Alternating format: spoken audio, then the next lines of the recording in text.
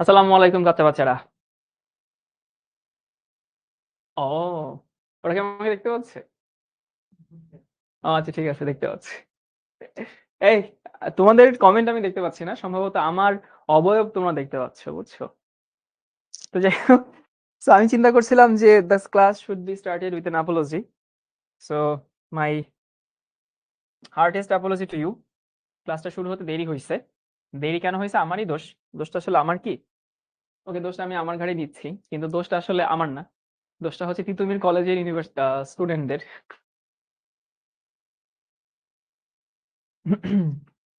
ভাই, ওরা ওরা তো আমাকে দেখতে পাচ্ছে, তাই না ভাই?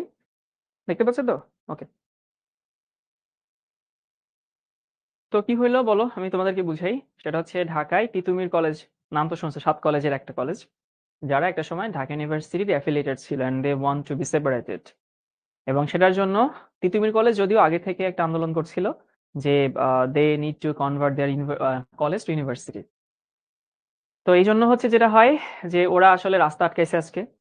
শুনছি হচ্ছে রাস্তায় গাড়ি টাড়ি ভাঙাভাঙি হচ্ছে। এবং এই যে এরিয়াটা মানে গুলশান, বনানী, মহাখালী, কি বলে, নাবিস্কো, তারপরে হচ্ছে যারা ঢাকায় থাকো তারা মোটামুটি এই এরিয়া চেনো। এক ফোঁটাও গাড়ি চলে না, এক ফোঁটাও না। মানে আমি নর্মালি হচ্ছে মাঝে মধ্যে গাড়ি নিয়ে বের হই, বাট আজকে গাড়ি নিয়ে বের হই না, আমি আজকে বাইক নিয়ে বের হইছি। বাইক নিয়ে বের হওয়ার পরেও হইতেছে লিটারেলি রাস্তা আটকানো, একটা পিঁপড়াও নড়ে না। তো আমার এত খারাপ লাগছে, নিজের এত অসহায় মনে হচ্ছে যে মানে মনে হইতেছে পুরো জিম্মি, যার যেটা মন চাইতেছে সে সেটা করতেছে, রাস্তা আটকায়, এই করে সেই করে। আমি কেমন আছে, আমি খুবই প্যানিক করছি আসলে। প্যানিক করছে এই কারণে, দেখো, তোমাদের ক্লাস নিতে হবে, সেই একটা প্রেশার আছে। আবার ক্লাসটা হচ্ছে দেখো পিছাইতে হইতেছে একবার একবার করে। তো এগুলো আসলে অ্যাংজাইটি তৈরি করে। শিখর কোনো ক্লাস আসলে দেরিতে শুরু হয় না, না হওয়ার চেষ্টা করি আমরা, কিন্তু মাঝে মধ্যে আসলে আমাদের মানে আমাদের আসলে করার কিছু থাকে না, মানে উই আর জাস্ট হেল্পলেস। কি হয়েছে স্যার, যারা পরে জয়েন করছো, তিতুমির কলেজের স্টুডেন্টরা ওদের কলেজকে ইউনিভার্সিটি বানানোর জন্য রাস্তায় আন্দোলন করছে, রাস্তা পুরো আটকানো। তো এই পুরো এরিয়াটা আসলে হচ্ছে আটকানো। আমি আসলে খুবই টায়ার্ড, কারণ অনেকক্ষণ ধরে বাইক চালাইছি রাস্তায়।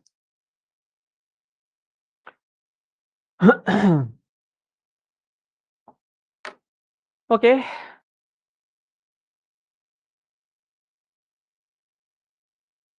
আমার পড়া অনেক ভাল লাগে। Thank you. আচ্ছা, আমাদের অফিস কোথায়? আমাদের অফিস আছে গুলশান 2-এ। আমাদের অনেকগুলো অফিস আছে, মিরপুরে একটা আছে, গুলশানে একটা আছে, বনানীতে 2টা আছে, যশোরে একটা আছে। একটু রেস্ট নেন, রেস্ট তোমাদের সাথে গল্প করতে করতেই নিবো আর কি। আবার আমি যে এই কথাগুলো বলতেছি, যারা ঢাকার বাইরে থাকে ওরা আসলে এগুলোর মর্মার্থ কখনোই বুঝবে না। মানে এরকম হয়েছে, আমি খুলনা গেছি, খুলনা শহরে। তো আমার এক বন্ধুরে নিয়ে খুলনা ডাক বাংলো মোড়ের ওখানে গেছিলাম। তো ওইখানে হচ্ছে একটুখানি ওই খুলনার ওই একটা জায়গায় একটু যানবাহনের ভিড় বেশি, বুঝছো? মানে আমি জাস্ট নোটিস করলাম, মানে হি ওয়াজ সো অ্যানয়েড, এত জ্যাম কেন, এত গাড়ি কই থেকে আসলো। আর আমার কাছে পুরো চিল মুডে আমি রিক্সার উপরে বসে আছি, তাই আমি অন্য মানিক, আমি বললাম যে তুই তো অস্থির হচ্ছিস কেন? তো বলতেছে এত জ্যাম কেন। পরে আমি বুঝছি যে যেটা আসলে আমার কাছে কিছুই না, মানে যেটা আমি মোটামুটি হইতেছে ঢাকার নর্মাল রাস্তায় চলে, এটা হইতেছে ওর কাছে হচ্ছে অনেক জ্যাম মনে হইতেছে, কারণ ও এত জ্যাম দেখে অভ্যস্ত না। তো ভাইয়া, আমরা গত ক্লাসটা সংক্ষেপে একটু রিভিউ করে দেই। আমি একটু গত ক্লাসে যাচ্ছি। এই হচ্ছে আমাদের,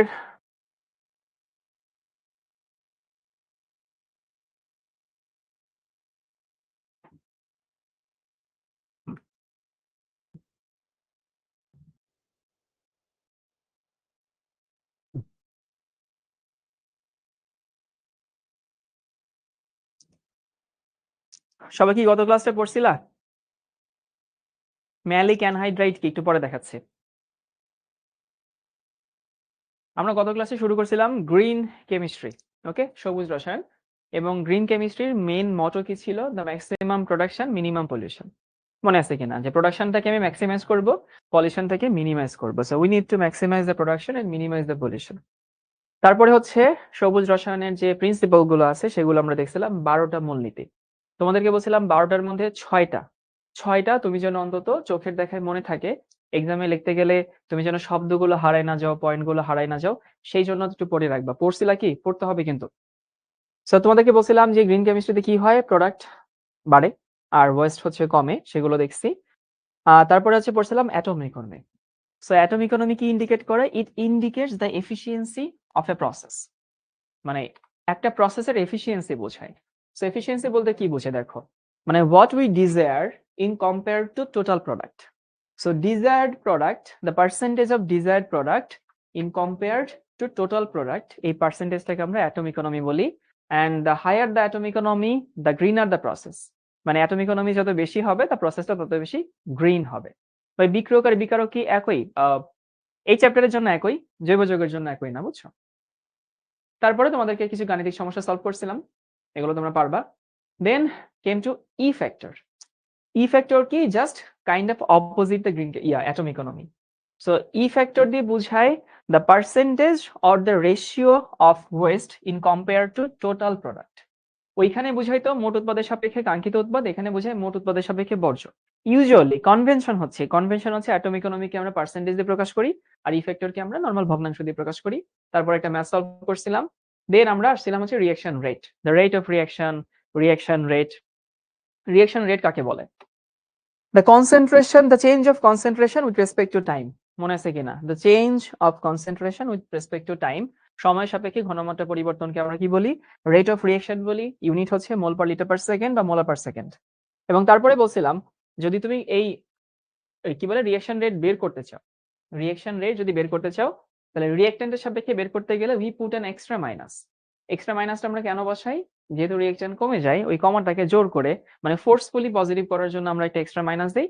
আর এখানে হচ্ছে যদি হচ্ছে তুমি কি বলে উৎপাদের সাপেক্ষে আমাদের হচ্ছে একটা মাইনাস দেওয়া লাগে না। তারপরে বলছিলাম তোমাদেরকে এগুলো দেখাইছি, এটা দেখাইছিলাম। এটা হচ্ছে মেইন ইকুয়েশন ছিল। মেইন ইকুয়েশন হচ্ছে এটা, যে দেখো যেটা যেটা কোএফিসিয়েন্ট আছে, the coefficient should be the ratio. Half হইছে, 4 দেখে 1/4 হইছে, 3 দেখে 1/3 হইছে, 5 দেখে 1/5 হইছে। তারপর হচ্ছে ম্যাথ প্রবলেম। এই ম্যাথ প্রবলেম গুলো তোমাদেরকে আমি দিয়ে রাখছিলাম এমনিতেই, বাট আজকে হচ্ছে আমরা একটু সলভ করব সেই ম্যাথগুলা। হ্যাঁ, বিশোধন মানে কি? বিশোধন মানে ফিল্টার আউট করা, প্রসেস করা, মানে স্ক্রিনিং করা, স্ক্রুটিনাইজ করা, অনেক কিছু। কলেজ এক্সামের পড়বো নাকি শিখর পড়া? শিখর পড়া পড়বা। বয়স কি কমে গেল কিনা? না বয়স কমে নাই। সক্রিয়ণ শক্তি কি? আইমান পরের জিনিস পরে সামনে আসবে, সমস্যা নেই। তো সবাই একটু লিখে নাও এই ম্যাথটা, ঝটপট লিখে নাও, ঝটপট লিখে নাও। তোমরা অনেক অনেক প্রশ্ন করছো, ম্যাক্সিমাম প্রশ্নগুলো আসলে আমরা সামনে একটু পরেই হচ্ছে সলভ করবো, তো এই জন্য আমি তোমাদেরকে বলে দিচ্ছি। অনেকে জিজ্ঞেস করছে গঠন তাপ কি, অনেকে জিজ্ঞেস করছে এটা কি, ওটা কি, সেটা কি।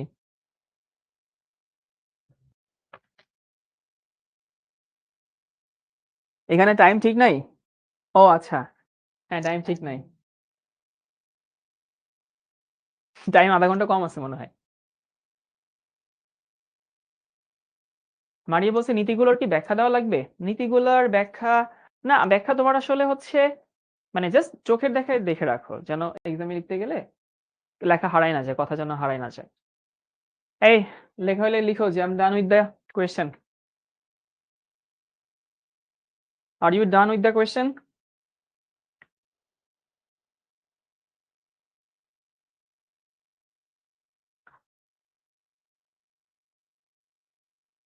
এমনি অনেক ইন্টারাপশন হয়েছে ক্লাসের মধ্যে ভাই, সমস্যা নেই, কি হয়েছে তোর? ওকে। বলছে পটাশিয়াম আয়োডাইড দ্রবণে হাইড্রোজেন পারঅক্সাইড দ্রবণ যোগ করলে 10 সেকেন্ডে 10⁻⁻5 মোল আয়োডিন বিমুক্ত হয়। ওকে, আয়োডিনের উৎপাদনের বিক্রিয়াটির হার কত? তার মানে অনেকে চিন্তা করছে আল্লাহ ভাইয়া রিঅ্যাকশনটা কি ছিল, মানে I am not familiar with that reaction. অনেকের কাছে মনে হচ্ছে যে ভাই আমি তো রিঅ্যাকশনটার সাথে ফ্যামিলিয়ার না, তাহলে এটা কেমনে করব? আসলে দেখো তো, আমাকে এটা বলো তো, মানে do you need to know the reaction? আমি প্রশ্ন বলছি, মানে ডু ইউ রিয়েলি নোট, মানে really need to know the reaction? প্রশ্ন হচ্ছে এই রিঅ্যাকশন বা এই প্রশ্ন সলভ করতে গেলে তোমার রিঅ্যাকশন জানা দরকার আছে? দরকার নাই কিন্তু। রিঅ্যাকশন লাগবে কোথাও? লাগবে না তো। তো আসলে এখানে মোল হবে না, এটা মোল পার লিটার হবে আর কি, বুঝছো? আহ এত মোল পার লিটার, কারণ এটা ঘনমাত্রা হওয়া উচিত, এতটুকু আয়োডিন বিমুক্ত হয়। আমাকে বলছে রিঅ্যাকশন রেট কত। সো রিঅ্যাকশন রেট কিন্তু কি বলে রিঅ্যাকশন লাগবে না। সো এটা সমান কি? এটা সমান হইতেছে ঘনমাত্রার চেঞ্জ কত? 10⁻⁻5। আর সময় কত? সময় হচ্ছে 10। তাহলে আলটিমেটলি কি দাঁড়ায়? 10⁻⁻6 মোল। এখানে একটু ঠিক করে নাও সবাই, mole per litre per second, and this is the answer.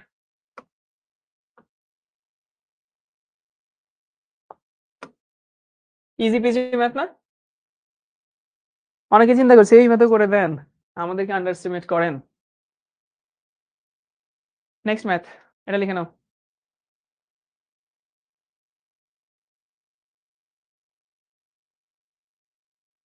এত ইজি, হ্যাঁ এত ইজি, মানে সবই ইজি, মানে we just make thing hard by আওয়ারসেলফস।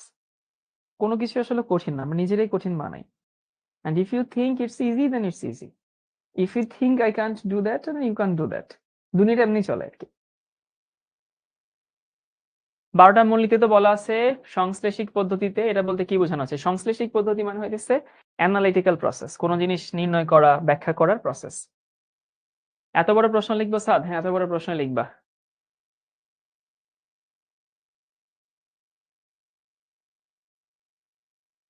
ভাই যদি শিখতে পড়া পড়তে গিয়ে কলেজের এক্সাম খারাপ হয়ে যায়, হ্যাঁ শিখর পড়া পড়তে গিয়ে কলেজ এক্সাম খারাপ হয়ে গেলে সেটা তোমার ভালো লাগবে না, কিন্তু কলেজের সাথে আগাইতে গিয়ে তুমি যদি বইয়ের পড়াটাই মিস হয়ে যায় তখন তোমার আরো খারাপ হবে। আর এমন তো না শিখো কলেজের বাইরে কিছু পড়াচ্ছে হয়তো, মানে you need to sacrifice this exam just for this. কিন্তু if you think in the long run, your HSC your admission, তাই না, সেখানে কি আসলে মানে is there any difference in the syllabus? কোনো সিলেবাসের ডিফারেন্স তো নাই। So end of the day you are reading, you are learning the same thing. বইয়ের পড়াই পড়ছো, এই চ্যাপ্টার তোমার পরীক্ষা আসবে না? আসবে তো, হয়তো এই পরীক্ষা আসবে না, আসবে তো কোনো না কোনো পরীক্ষা। আমরা একটু প্রশ্নটা পড়ি। মিথাইল অ্যাসিটেটের এত মোল পার লিটার ঘনমাত্রার একটি দ্রবণকে HCl যুক্ত করে আদ্র বিশ্লেষণ করে 20 মিনিট পর দেখা গেল এর ঘনমাত্রা এতটুকু অবশিষ্ট আছে। তাহলে 0.2 নিছিলা, 0.2 নিছিলা, আর 0.08 মোল রিমেইনিং আছে, তাই না? এরপর আমাকে বলছে আদ্র বিশ্লেষণ বিক্রিয়ার সমীকরণ লিখে বিক্রিয়াটির হার গণনা করো। দেখো তো এটাও ইজি পিজি কোয়েশ্চেন, কিন্তু মানে দা স্মার্ট যারা তারা বুঝে গেছো যেটা কিভাবে করতে হবে। তার মানে আমার কথা হচ্ছে এইটা, রেট সমান কি? রেট সমান হইতেছে ঘনমাত্রার পরিবর্তন। ঘনমাত্রার পরিবর্তন মানে কি? 0.2 মাইনাস 0.08। এবং তোমাদেরকে বলছিলাম এখানে কোনো মাইনাস সাইন দিব না, ডিরেক্টলি আমরা ফর্মুলায় ভ্যালু বসাই দিব, পজিটিভ ভ্যালু। আর নিচে হচ্ছে সময়, সময় জানি কত? 20 মিনিট। এই কাঁচা বাচ্চারা 20 মিনিট তো নেওয়া যাবে না, সেকেন্ড বানাবো আর কি। এখানে কি থাকে? এখানে থাকে হচ্ছে 10 টু দি পাওয়ার, আগে ক্লাস না করলে এই ক্লাস করতে পারবো না, -4 mole per litre per second. Here is our answer.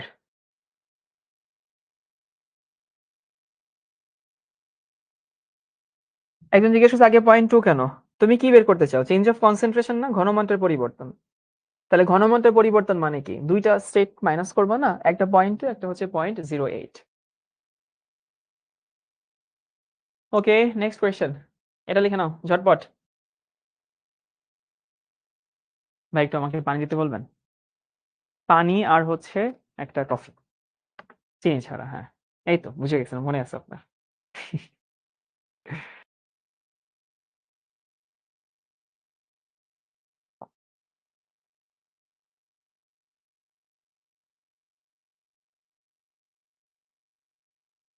এত বড় প্রশ্নের ছোট সমাধান, হ্যাঁ।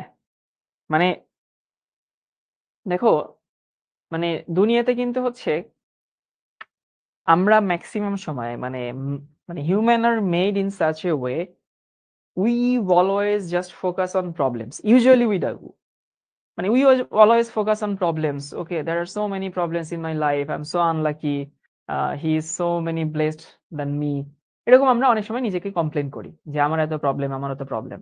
So actually we kind of problem oriented, but if we are solution oriented, nothing is so many problematic. তুমি খেয়াল করছো কিনা যে ম্যাক্সিমাম টাইমে আমরা প্রবলেম নিয়ে ভাবি, ওভার থিঙ্ক করি, আমরা ভাবি যে এই সমস্যা হবে, ওই সমস্যা হবে। কারোর সঙ্গে তুমি ধরো তোমাকে তোমার স্যার ডাকছে না একদিন, তুমি হয়তো কিছু একটা করছো, হয়তো দুষ্টামি করছো কলেজে, তোমাকে তোমার প্রিন্সিপাল ডাকছেন আগামীকাল, মানে তখন আমরা কি করি? অনেক ওভার থিঙ্ক করি যে কি হবে, আমাকে না টিসি দিয়ে দেয়, না আমাকে বাসা থেকে গার্ডিয়ান ডাকে, এরকম অনেক সময় আমরা ওভার থিঙ্ক করি। So this is what call problem orientation, মানে থিঙ্কিং অ্যাবাউট প্রবলেমস।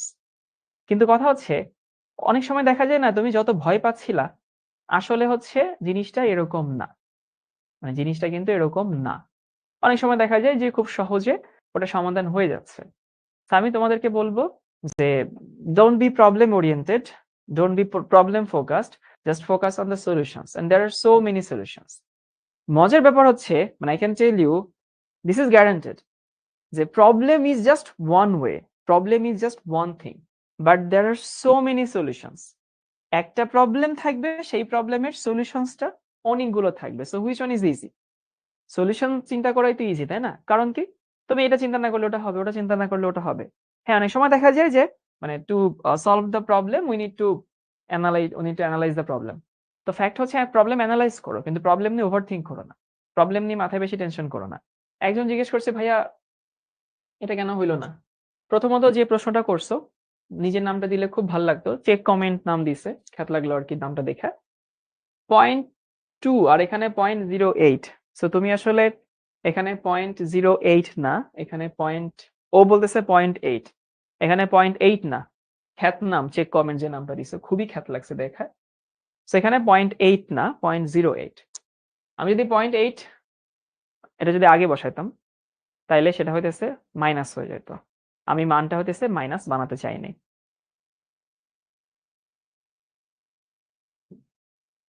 ওকে, এবার আসি। সেটা হচ্ছে এই তাপমাত্রায় হেবার পদ্ধতির বিক্রিয়ায় এটা পলাশ হবে না আর কি। আচ্ছা, পলাশ ইউরিয়া সার কারখানায় প্রকৌশলী আশরাফ আলী লক্ষ্য করলেন যে হাইড্রোজেনের পরিমাণ 30 মিনিটে এত সেমিকিউব হ্রাস পাইল। তাহলে কি বলছে? সেটা হতেছে যে হাইড্রোজেনের পরিমাণ 30 মিনিটে এত সেমিকিউব হ্রাস পাইল, বিক্রিয়াটির বেগ কত ছিল? তার মানে কি হয়েছে দেখো, আমি একটু বলি। এই তাপমাত্রায় হেবার পদ্ধতি মানে হচ্ছে ইউরিয়া সার পদ্ধতির যে প্রসেস, সেটাকে বলা হয় হেবার পদ্ধতি। হেবার একজনের নাম, ওনার নাম অনুসারে আসছে। পলাশ ইউরিয়া সার কারখানায় প্রকৌশলী আশরাফ আলী খেয়াল করলেন হাইড্রোজেনের পরিমাণ 30 মিনিটে এত সেমিকিউব হ্রাস পাইল, বিক্রিয়াটির বেগ কত ছিল? আচ্ছা দেখো তো ভাই, এইখানে কি মানে is there is any way তুমি কখনোই কি আসলে কনসেন্ট্রেশন বের করতে পারবা? মানে ক্যান উই সলভ দ্য মানে ক্যালকুলেশন উইথ কনসেন্ট্রেশন? কনসেন্ট্রেশন কিন্তু আসলে বের করা পসিবল না এখানে। সো কনসেন্ট্রেশন বের করতে পারবো না। তাহলে আমি নরমালি তোমরা শিখছো যে রেট কি? রেট মানে ঘনমাত্রা বাই হইতেছে সময়। বা যদি কোথাও ঘনমাত্রা না লেখা থাকে, আমার যেরকম লেখা আছে আমি সেভাবে লিখবো। কিরকম লেখা আছে? 30 মিনিটে 600 সেমিকিউব চেঞ্জ হয়। তাহলে 30 মিনিট উপরে হচ্ছে 600 বাই হচ্ছে 30 ইনটু হচ্ছে 60। মানে দেখো, এইগুলো হচ্ছে ইম্প্রোভাইজেশন বলে এগুলারে। সবসময় তুমি শিখছো ঘনমাত্রার পরিবর্তন বাই হচ্ছে সময়, তুমি এটা শিখছো তাই না? এখন ঘনমাত্রার পরিবর্তন বাই সময় তুমি এটা হচ্ছে শিখছো, ভালো কথা, কিন্তু এখানে একটু কাহিনী আছে। তাহলে কি আমি এখানে এই আয়তন নিয়ে কাজ করব? এখানে একটু কাহিনী আছে, এটা লিখুন আগে থেকে। কাহিনী হচ্ছে, দেখো তো এই আয়তনকে কোনোভাবে তুমি কি ঘনমাত্রা বানাইতে পারো কিনা? চিন্তা করো তো।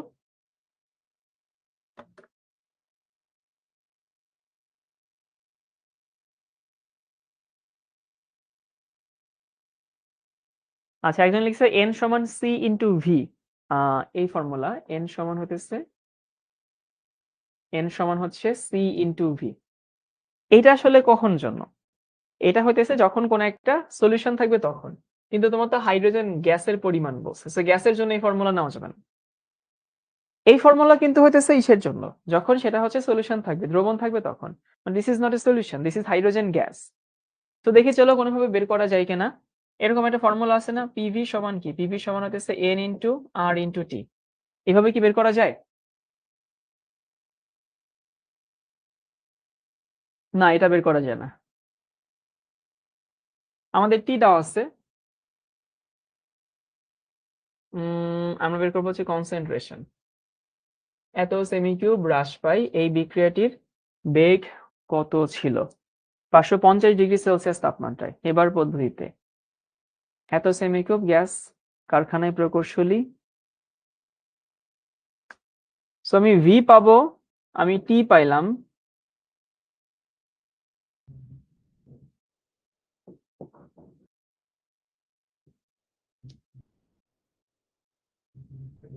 না, এখানে আসলে হচ্ছে কোনোভাবে করা যায় না। অনেকে তোমরা এটা বলতেছো, সেটা দিচ্ছে ভি বাই 22.4। না, এটা আসলে হইতো যদি ওটা 0 ডিগ্রি সেলসিয়াস দেওয়া থাকতো, বুঝছো? তো 0°C যেহেতু দেওয়া নাই সেই জন্য হচ্ছে এটা করা যাবে না, ওটা 550°C তাপমাত্রায়। তাহলে আমরা একটা কাজ করি, আমরা সরাসরি আয়তন দিয়ে কাজ করি। আয়তন মানে হচ্ছে 600 সেমি কিউব চেঞ্জ হইলো আর হইতেছে 30 মিনিট। সো 3 ইন্টু 60 সেকেন্ড বানাইলাম। সো কিছু একটা থাকবে আর একক হবে হইতেছে ঘনমিটার পার সেকেন্ড। ঘনমানটা নিতে পারলাম না আর কি।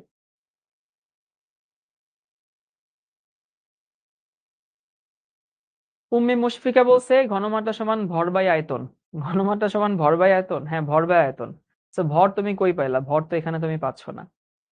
তারপরে হচ্ছে একজন বলতেছে এন সমান সিভি, এন সমান সিভি সলিউশনের জন্য প্রযোজ্য। তারপরে হচ্ছে একজন বলতেছে যে কি বলে তোমার হচ্ছে V by 22.4। So V by 22.4 তুমি যখন করবা তখন তো সেটা এসটিপি তো হতে হবে, এটা তো এসটিপি না, মানে this condition is not the standard of STP. হ্যাঁ, এইভাবে আনসার দেওয়া ছাড়া তো কোনো উপায় দেখছি না, এটা হচ্ছে ভাই পরিস্থিতির শিকার, আমাদের আর কিছু করার নেই। এরপর হচ্ছে এটা একটু লিখে নাও।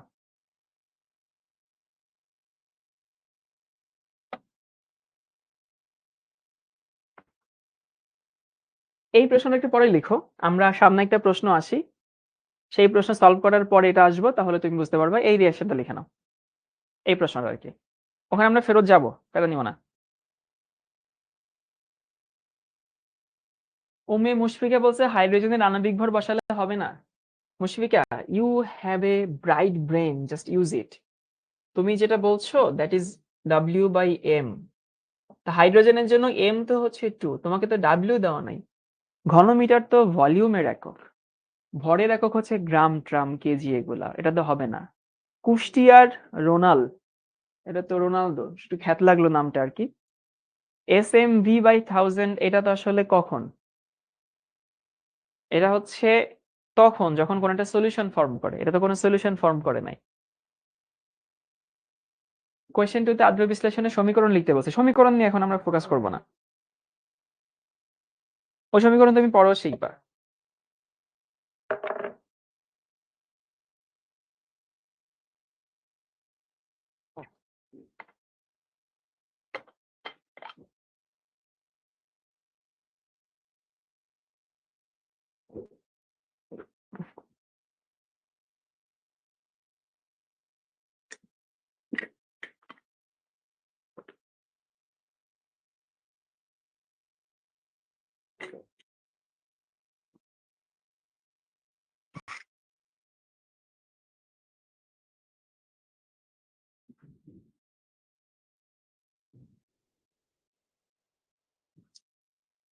সবার কি প্রশ্ন তোলা হয়েছে?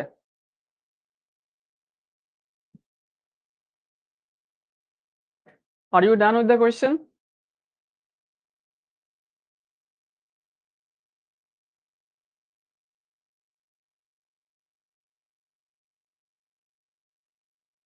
ওকে ডান। আমরা একটু প্রশ্নটা পড়ি। এই যে অ্যামোনিয়া, অক্সিজেন, নাইট্রোজেন এবং হচ্ছে 6 অণুর পানি তৈরি হয়েছে। তোমাদের এটা নিয়ে একটা গল্প শেয়ার করব। এখানে যে রিঅ্যাকশনটা আমি লিখছি না, এই রিঅ্যাকশনটা কোন রিঅ্যাকশন জানো? এটাই হচ্ছে ওয়াসওয়াল্ডের পদ্ধতিতে নাইট্রিক অ্যাসিড প্রস্তুতি, বুঝছো? এই যে ওয়াসওয়াল্ডের পদ্ধতিতে নাইট্রিক অ্যাসিড তৈরির বিক্রিয়ার সময়। সো ওয়াসওয়াল্ডের পদ্ধতিতে নাইট্রিক অ্যাসিড তৈরি করতে গেলে আমাদের নাইট্রিক অক্সাইড প্রথমে তৈরি করতে হয়। মানে মানে you need to synthesize the nitric oxide first. সেটা হচ্ছে এইটা, অ্যামোনিয়া থেকে আমরা তৈরি করি। অ্যামোনিয়াকে তুমি যদি অক্সিডাইজড করো তাহলে এখানে তৈরি হয় হচ্ছে নাইট্রিক অক্সাইড প্লাস হচ্ছে পানি। এটা ওইখানে লেখা আছে আর কি, বুঝছো? আমি ওইখানে আবার ফেরত যাব।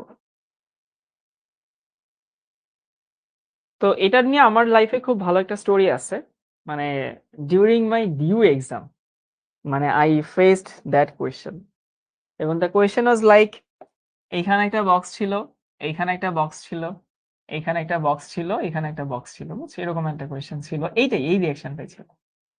এবং এইখানে এ দেওয়া ছিল, এইখানে বি দেওয়া ছিল, এখানে সি দেওয়া ছিল, এখানে ডি দেওয়া ছিল। এন্ড ওরা জিজ্ঞেস করছে now what are the value of A B C and D, মানে এ বি সি ডি এর ভ্যালু আসলে হচ্ছে কত, বুঝছো? এই প্রশ্নটা আমার সময় ঢাকা ইউনিভার্সিটিতে আসছিল। দেখবা যে if you open the question bank you will find the answer, you will find the question. DU 14-15। এবং এটা তুমি যদি ম্যানুয়ালি করতে চাও, ইটস মানে নিয়ারলি ইম্পসিবল। আমি ইম্পসিবল বলবো না, ইম্পসিবল বলা তো উচিত না, বাট নিয়ারলি ইম্পসিবল। কারণ ভাই এইখানে এ মানে হচ্ছে 4 হয়, বুঝছো, সমতা করতে বলছিল, হ্যাঁ। সো এখানে আমার ঠাডা মুখস্থ ছিল, একেবারে ঠাডা মুখস্থ। সেটা কি? সেটা হচ্ছে যে 4, 5, 4, 6। এইটা হচ্ছে এটার ইকুয়েশন ব্যালেন্সিং। তো আমি এক্সাম হলে এটা দেখে এত এক্সাইটেড হয়ে গেছি, এত খুশি হয়ে গেছি। কারণ আমি কেন যেটা মুখস্থ করছি, আমি মানে ওই সময় আমি নিজেও ইভেন জানতাম না যে মানে why did I memorize this reaction। তো এক্সাম হলে দেখে আমার এত ভালো লাগছে যে আচ্ছা ঠিক আছে। তো এর কথা হচ্ছে এরকম মাঝে মধ্যে হয় যে আমি সবসময় বলি, মানে result always doesn't show your preparation. Sometimes you need your luck, you need your good fortune, you need the blessings of people, মানে people around you। এরকম হবে মাঝে মধ্যে, দেখবা যে তুমি কিছু একটা কেন যে মুখস্থ করছো তুমি নিজেও জানো না, বা সেটা পরীক্ষায় চলে আসছে। দেখ আমরা এখন এই এমসিকিউটা সলভ করি। এমসিকিউ তো খাতা তোমরা এমনি তুলো না, অমনি তুলো না, জাস্ট দেখো। আচ্ছা দেখো তো, এ নাম্বার কি ঠিক আছে? অ্যামোনিয়ার কনসেন্ট্রেশন, মানে অ্যামোনিয়ার ঘনমাত্রার কনসেন্ট্রেশন বাই হচ্ছে ডেল্টা অফ টি। এটা ঠিক নাই, কারণ এখানে মাইনাসটা দেওয়া নাই, ইভেন হচ্ছে এই 1/4 এটাও দেওয়া নাই, সো প্রথমটা ভুল। বি নাম্বার কি ঠিক আছে? অ্যামোনিয়ার আগে মাইনাস দেওয়া আছে, এটা জায়েজ আছে, but there is no 1/4, so এটা হচ্ছে বি নাম্বার ভুল। সি নাম্বার কি ঠিক আছে? সি নাম্বার হচ্ছে মাইনাস আছে, দ্যাটস ওকে। 1/4 আছে, that's also okay. Delta of ammonia by delta of T. হ্যাঁ, এটা হচ্ছে আমার সি নাম্বারটা সঠিক উত্তর। কে জানি কমেন্ট করেই যেতেছে সমানে D. C is the answer.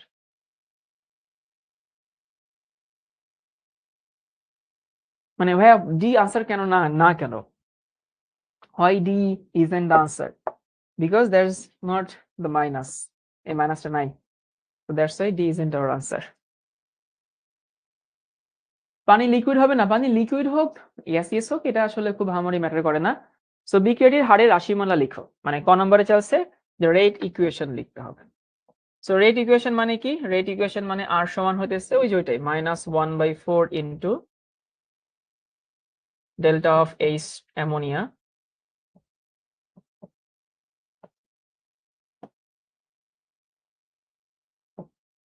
Delta of টি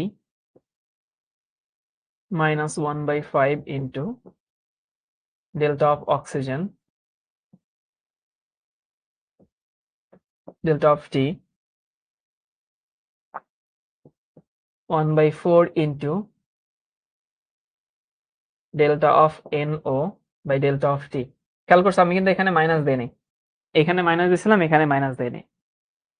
এবং যখন হচ্ছে তুমি প্রশ্ন সলভ করবা, মানে প্রশ্ন সলভ করবা, তখন হচ্ছে রেট ইকুয়েশন লেখার সময় মাইনাসটা দিও, কারণ এটা একটা ফর্মালিটির মাইনাস।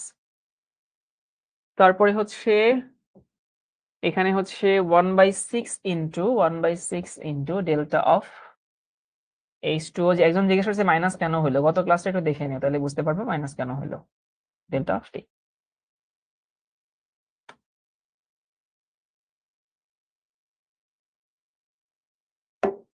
তোমাদের কি বলছিলাম, ম্যাথ করতে it's not mandatory to use the minus.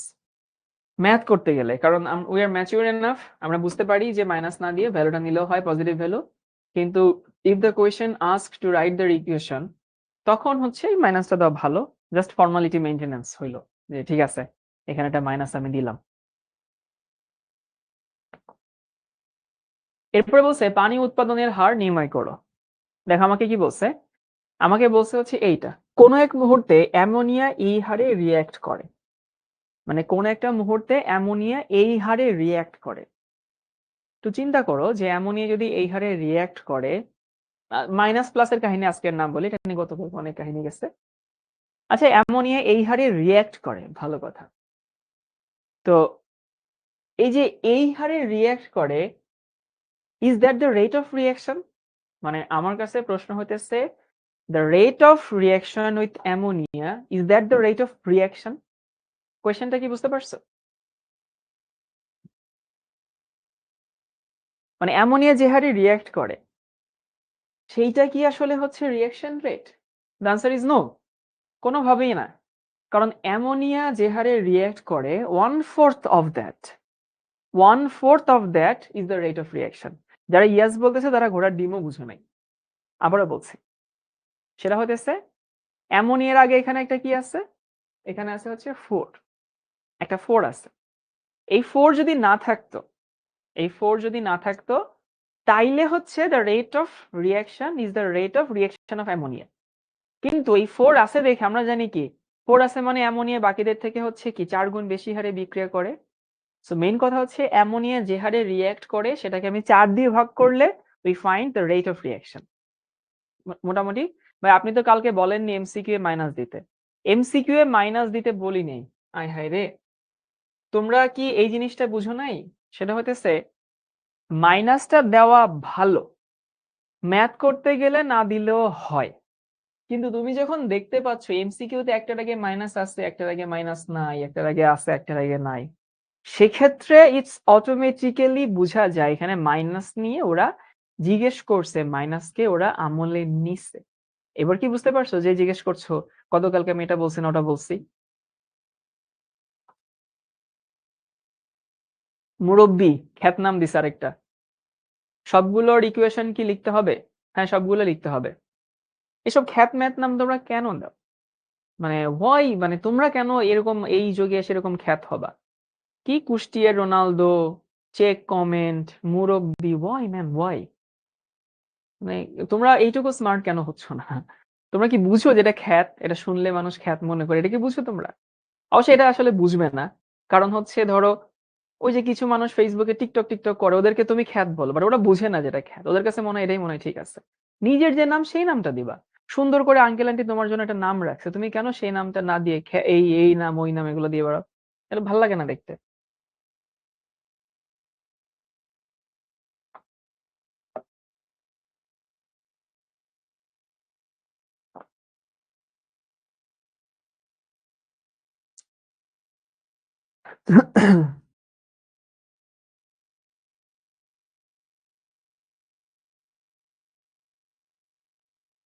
আচ্ছা, লিখছে কোন এক মুহূর্তে অ্যামোনিয়া এই হারে বিক্রিয়া করে সেখানে পানি উৎপাদনের হার কত?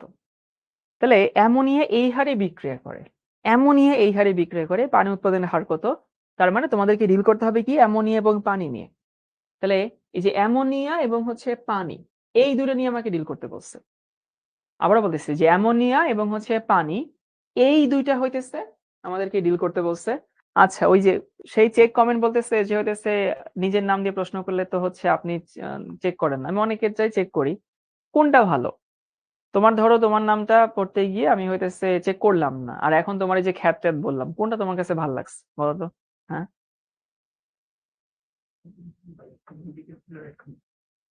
হুম, negative attention. Negative is not that attention. Attention একটাই, পজিটিভ অ্যাটেনশন।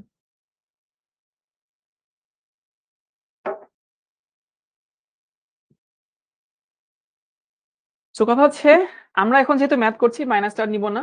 আমি ইকুয়েশন জানি 1/4 into delta of ammonia by delta of T সমান এখানে হচ্ছে 1/6 into delta of H2O by হচ্ছে ডেল্টা অফ টি। এখানে আমি এর মাইনাসটা নিচ্ছি না কারণ আমরা এখন ম্যাথ সলভ করছি। এখন প্রশ্ন আসতে পারে যে ভাইয়া কেন আসলে এই দুটো সমান হইলো? তোমাদের কি কোনো আইডিয়া আছে এই দুটো কেন সমান হইলো? এই দুটো সমান হইলো কারণ এটা সেম রিঅ্যাকশনের রেট, সেম রিঅ্যাকশন। মানে একটা রিঅ্যাকশনেরই this is the rate and this is also the rate. So দোনোটাই হইতেছে রেট দেওয়া আছে, মানে দোনোটাই রেট দেওয়া আছে। তার মানে হচ্ছে এটাও যা হবে ওইটাও কি হবে তাই হবে। সো যদি এটাও তাই হয় ওইটাও তাই হয়, আমাকে দেওয়া আছে কত 1/4 ইন্টু, দেখো এমনই কি হারে বিক্রিয়া করে 0.1/4 ইন্টু 0.24 সমান 1/6 ইন্টু আমাদেরকে এটা বের করতে বলছে delta of H2O by delta of T. তাহলে এখানে কি দাঁড়াইলো ডেল্টা অফ H2O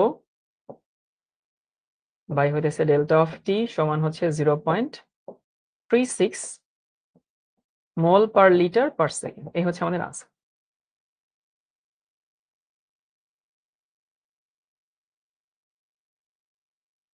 যারা এটা বুঝবে না আমি রিপিট করে দিচ্ছি, দেখো ইভেন আমি শুরু থেকেই রিপিট করি। দ্য রেট অফ রিঅ্যাকশন, বিক্রিয়ার হার। Rate of reaction is the change of concentration with respect to time. কি বললাম? রেট অফ রিঅ্যাকশনটা হচ্ছে সময়ের সাথে সাথে ঘনমাত্রার পরিবর্তন। যেহেতু বিক্রিয়কের ঘনমাত্রা কমে, উৎপাদের ঘনমাত্রা বাড়ে। এজন্য বিক্রিয়কের সাপেক্ষে তুমি যদি রেট বের করতে চাও, we put an extra minus just to maintain the formality. আর কোনো কারণ নাই। ম্যাথ করার জন্য it's not mandatory. তুমি চাইলে ইকুয়েশন দেখানোর সময় দেখাতে পারো। এমসিকিউ সলভের সময় যদি দেখো যে ওরা মাইনাসটাকে আমলে নিছে, তখন ওই মাইনাসটা তুমি ইউজ করবা। এরপরে আসি যে এই টাইপের রিঅ্যাকশন যেখানে বিভিন্ন টাইপের কোএফিসিয়েন্ট থাকে এ বি সি বা 4 5 6 টাইপস এরকম। এই যে এ বি সি ডি এরকম যদি থাকে বা হচ্ছে এরকম 4 5 বিভিন্ন রকমের কোএফিসিয়েন্ট যদি থাকে, তাহলে মনে রাখবা এই যে এখানে দেখো কোন এক মুহূর্তে অ্যামোনিয়া এই হারে বিক্রিয়া করে, this is not the rate of reaction, this is just the reaction rate of ammonia. And reaction rate of ammonia যেহেতু এখানে 4 আছে, is not the rate of reaction. Ammonia যে হারে রিঅ্যাক্ট করে সেটা কিন্তু রিঅ্যাকশন রেট না, এই রিঅ্যাকশনের জন্য না। এই রিঅ্যাকশনের জন্য হইতো if there was A 1 here. সবাই কি বুঝতে পারছো? এবং আমাদেরকে একটা দেওয়া আছে, একটা বের করতে বলছে। আমি ওদের মধ্যে একটা সম্পর্ক বিল্ড আপ করলাম। এটা যে বিক্রিয়ার রেট, এটা সেই বিক্রিয়ারই রেট, এদের অবশ্যই সমান হবে। সমান দেখায় তারপর একটা গিভেন ভ্যালু দিয়ে বাকিটা বের করে ফেলছে। ওকে,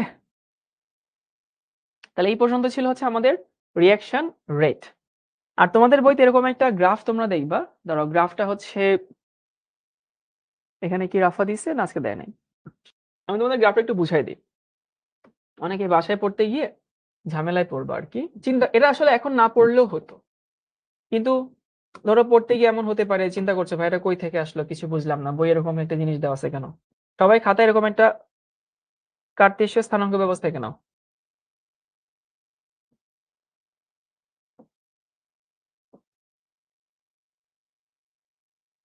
আগে হইলে আমাকে বললো। সময় একের বছর সমান হয় বুঝি নাই, সময় একই রিঅ্যাকশনের রেট যেহেতু সেজন্য হয়তো সেই দুটো সমান। ডান হাতে তোমার বা হাতে তোমার, ডান হাতে বাড়লেও তুমি যেরকম ব্যথা পাবা, বা হাতে পড়লেও তুমি সেরকম ব্যথা পাবা।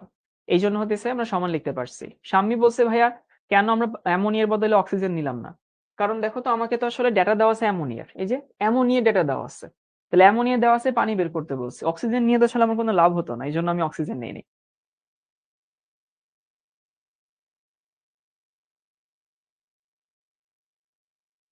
আবারও বলছি এটা আসলে আমাদের এখন কোনো জিনিস বুঝতে হয়তো হেল্প করতো না, বাট তোমাদের বইয়ের শুরুতে এরকম একটা গ্রাফ দেওয়া আছে, তার জন্য হচ্ছে আমি এখানে দেখা দিচ্ছি যে এই বরাবর নেওয়া হয়েছে হচ্ছে concentration, CONC stands for concentration, আর এই বরাবর হচ্ছে টাইম। এবং তোমরা কি খেয়াল করছো যে ইউজুয়ালি তোমাদের বইতে বিক্রিয়কের কনসেন্ট্রেশন দেওয়া হচ্ছে সি দ্বারা প্রকাশ করা হয়, আর উৎপাদের কনসেন্ট্রেশন হচ্ছে এক্স দিয়ে প্রকাশ করা হয়। গত ক্লাসে তোমাদেরকে আমি বলছিলাম না তোমাদের বইতে ম্যাক্সিমাম জায়গায় এটা নিচ্ছে।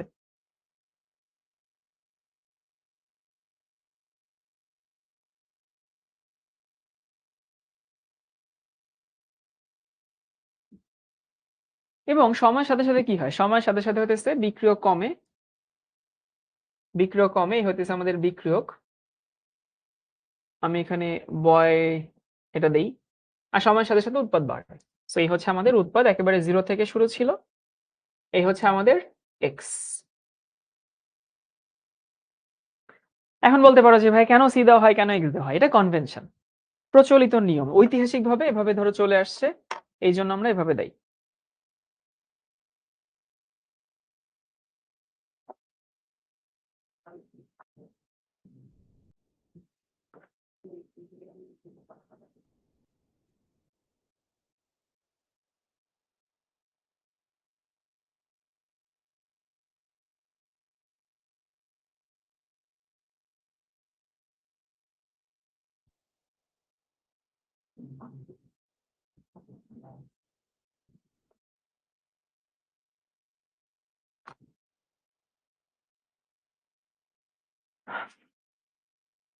আচ্ছা, এরপরে তোমাদের এই গ্রাফ নিয়ে কয়েকটা প্রশ্ন আসতে পারে এরকম যে প্রশ্ন হচ্ছে ভাইয়া এই গ্রাফটা কেন আসলে লিনিয়ারলি চেঞ্জ হইলো না, মানে why it's in curve shape, মানে কেন এমন হইলো না আর কি, ঠিক আছে?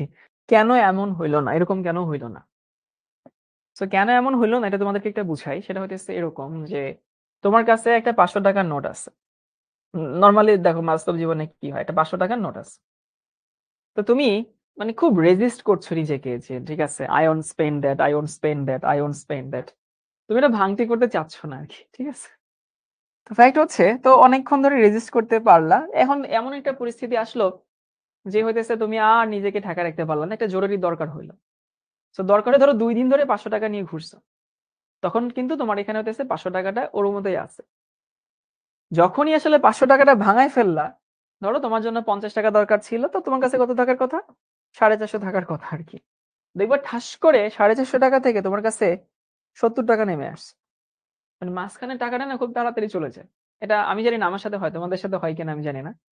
তো 450 টাকা থেকে 70 টাকা যে নেমে আসলো, মাঝখানেটা কিন্তু খুব তাড়াতাড়ি গেছে।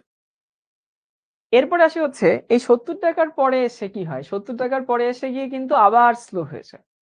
আবার তোমার কাছে মনে হয়, আয় হায় রে! এই 70 টাকা আসলে চলে গেলে তো আমার আর কিছু থাকবে না। তো রিঅ্যাকশনটাও আসলে রেটটা বা রিঅ্যাকশনের যে চেঞ্জ অফ কনসেন্ট্রেশন লিনিয়ারলি হয় না। শুরুতে একটু ফাস্ট হয়, আস্তে আস্তে কনভার্সন রেটটা স্লো হয়ে যায়, বুঝছো? শুরুতে ফাস্ট থাকে, আস্তে আস্তে কনভার্সন রেটটা একটু স্লো হয়ে যায়। এইজন্য রেখাটা একটু কার্ভ হয়। রেখাটা কখনো একেবারে স্ট্রেইট লাইন হয় না। ওকে, আশা করি মোটামুটি এটুকু বুঝে গেছো। এরপরে আসি, আমি যদি এখানে রেট বের করতে চাই, এখানে এক্স হচ্ছে উৎপাদের কনসেন্ট্রেশন, তাহলে রেট কি? রেট হচ্ছে, আমি বলতে পারি যে ডিএক্স বাই হইতেছে ডিটি। আবার রেট হইতেছে minus delta of C by হইতেছে ডেল্টা অফ টি। দেখো এগুলো তো রেট, এবং এটা নিয়ে আমাদের মানে আমাদের কোনো আপত্তি থাকা উচিত না। কিন্তু আমরা তো ডেল্টার বদলে তো একটা ডিও পড়ছিলাম, তাই না? ক্ষুদ্রাতি ক্ষুদ্র পরিবর্তন। এখন আমি চাচ্ছি এই মোমেন্টে, জাস্ট এই যে এই মোমেন্টে, আয় হায়, এইখানে যে একটা, এই যে এইখানে যেটুকু মার্ক করলাম, খুবই অল্প সময়ের জন্য, খুবই অল্প সময়ের জন্য, এই যে সময়টা কিন্তু খুবই অল্প, এইখানে রেট বের করতে হবে। and we call it instant rate, not the average rate. বুঝো কিনা? এটা কিন্তু একটা ইনস্ট্যান্ট রেট। তো এইটা হচ্ছে একটা ইনস্ট্যান্ট রেট যদি হয়, সাম্য অবস্থা নিয়ে আমি কোনো কথাই বলিনি। সাম্য অবস্থা নিয়ে এখন কোনো চিন্তা ভাবনা করার দরকার নেই। লা-শাতিলের নীতি নিয়ে কোনো চিন্তা ভাবনা করো নাই। শুধু শুধু মাথায় টেনশন নিও না। সাম্য অবস্থা নিয়ে কত কিছু পড়া হবে সামনে। এখন আমি কি চাবো? আমি চাবো হইতেছে এই জায়গাটাতে, এই জায়গাটাতে যে চেঞ্জটা হইছে, change of concentration with respect to time, আমি এটা বের করতে চাচ্ছি। এখন অত অল্প জায়গায় তুমি কি হিসাব নিকাশ করতে পারবা? হুম? কি মনে হয়, হিসাব নিকাশ করতে পারবা? পারবা না তো। তো যাদের ক্যালকুলাস নিয়ে মিনিমাম নলেজ আছে, তারা জানো যে ওই ছোট জায়গাটা বের করতে গেলে আমাদের এখানে একটা স্পর্শক আঁকতে হয়, একটা ট্যানজেন্ট থাকতে হয়। তো এই হচ্ছে আমাদের সেই স্পর্শক, এবং সেই স্পর্শকে একটা সমকোণী ত্রিভুজ আমরা আঁকবো। আবারও বলি, দেখো আমরা কিন্তু আসলে ওই অল্প জায়গার চেঞ্জটা, এটা কিন্তু হিসাব করা কঠিন যদি আমি ম্যানুয়ালি চিন্তা করি। সেটা পসিবল না। তখন আমরা কি করি, আমরা এখন একটা মানে স্পর্শক আঁকি, সেই স্পর্শক দিয়ে একটা সমকোণী ত্রিভুজ বানাই এবং ধরে নিচ্ছি যে এই যে এইটা আসলে হচ্ছে আমাদের ডিটি, দেখো এই যে এটা আমাদের ডিটি, আর এইটা হচ্ছে আমাদের ডিএক্স। এবং যেহেতু স্লোপটা হচ্ছে পজিটিভ, যেহেতু স্লোপটা হচ্ছে পজিটিভ, এই জন্য এখানে রেট সমান আমরা কি বলি? D X by DT.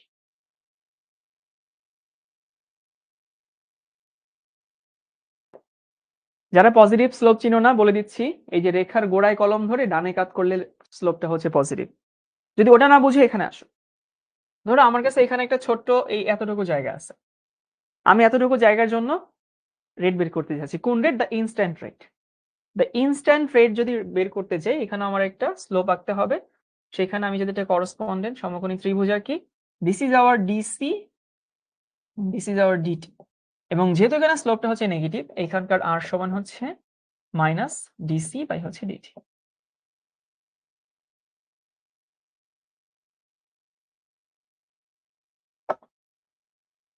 Is it clear?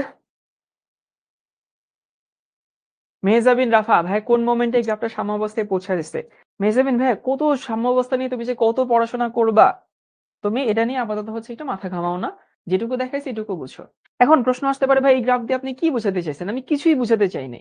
এই গ্রাফে যা আছে সেগুলো তোমাদের আগে থেকে জানা কথা। কিন্তু কথা হচ্ছে, অনেকে হয়তো বইয়ের শুরুতে এটা দেখবা, দেখে কনফিউজড হবা। So just saved you from the confusion. হ্যাঁ, স্মার্ট বোর্ডের টাইমটা ভুল আছে।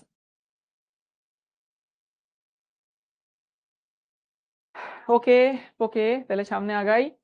আমরা এখন একটু লিখবো হতেছে, এটা আমরা একটু এমনি পড়বো আর কি, এমনি দুইটা থিওরি পড়বো, পরীক্ষা আসবে না, বাট দরকার, খুবই দরকার।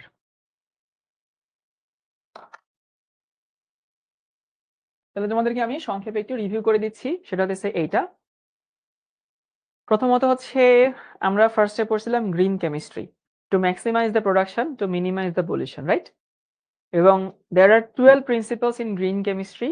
I told you to memorize না, to এটাকে, এটার ইংলিশ টার্মটা আমি জানি না, আত্মস্থ করা আর কি, not memorize, not just go through, একেবারে হচ্ছে থোড়া থোড়া মেমোরাইজ করতে হবে আর কি, একেবারে যেন হচ্ছে ভুলে না যাও এক্সাম হলে লিখতে। এটার কোনো ইংলিশ ওয়ার্ড আছে কিনা আমি জানি না, আত্মস্থ করা আর কি। সো 12টা মূলনীতির মধ্যে 6টা তোমাদেরকে পড়তে বলছিলাম। Then we learn about atom economy. Atom economy is a parameter to determine the process. Atom economy বলতে কি বোঝায়? Atom economy বলতে বোঝায় হতেছে যে the percentage of desired product with respect to total product. এবং atom economy, the higher the atom economy, the greener the process. আশা করি এটুকু সবাই বুঝছো। তারপরে বলছিলাম হচ্ছে E factor. E factor is kind of opposite the atom economy. E factor is calculated just for as a ratio fraction. এটাকে আমি normally percentage দিয়ে প্রকাশ করতে চাই না বা প্রকাশ করি না, নর্মালি তোমার বইতে করে না। এবং এটা দিয়ে কি বোঝায়? এটা দিয়ে বোঝায় যে the ratio of total West with respect to total product. এরপরে আসলে হচ্ছে rate of reaction. Rate of reaction বলতে কি বোঝায়? রেট অফ রিঅ্যাকশন বলতে বোঝায় যে সময়ের সাথে ঘনমাত্রার পরিবর্তন, change of concentration with respect to time, right? এবং এটার ইউনিট কি? মোল পার লিটার পার সেকেন্ড। এবং usually we put an extra minus in front of the reactant concentration to make it positive. মানে অনেকে বলে যে রিঅ্যাক্ট্যান্টের সাপেক্ষে বের করলে মাইনাস হয়, আসলে মাইনাস হয় না, মাইনাস হতো, ওই মাইনাসকে আমরা জোর করে পজিটিভ করার জন্য একটা এক্সট্রা মাইনাস দিই। আর যদি উৎপাদের সাপেক্ষে বের করি তাহলে এখানে কোনো মাইনাস টাইনাস এগুলো দেওয়ার দরকার হয় না। আর এরপরে বলছিলাম হচ্ছে কি বলে তোমার হচ্ছে যদি কারো আগে কোনো কোএফিসিয়েন্ট থাকে, সেই কোএফিসিয়েন্টটা সমীকরণের আগে ভাগ হয়ে যায়।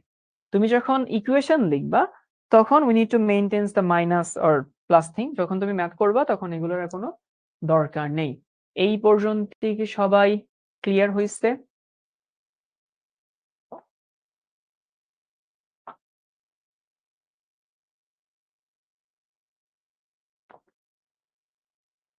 সবাই কি বুঝছো এই পর্যন্ত?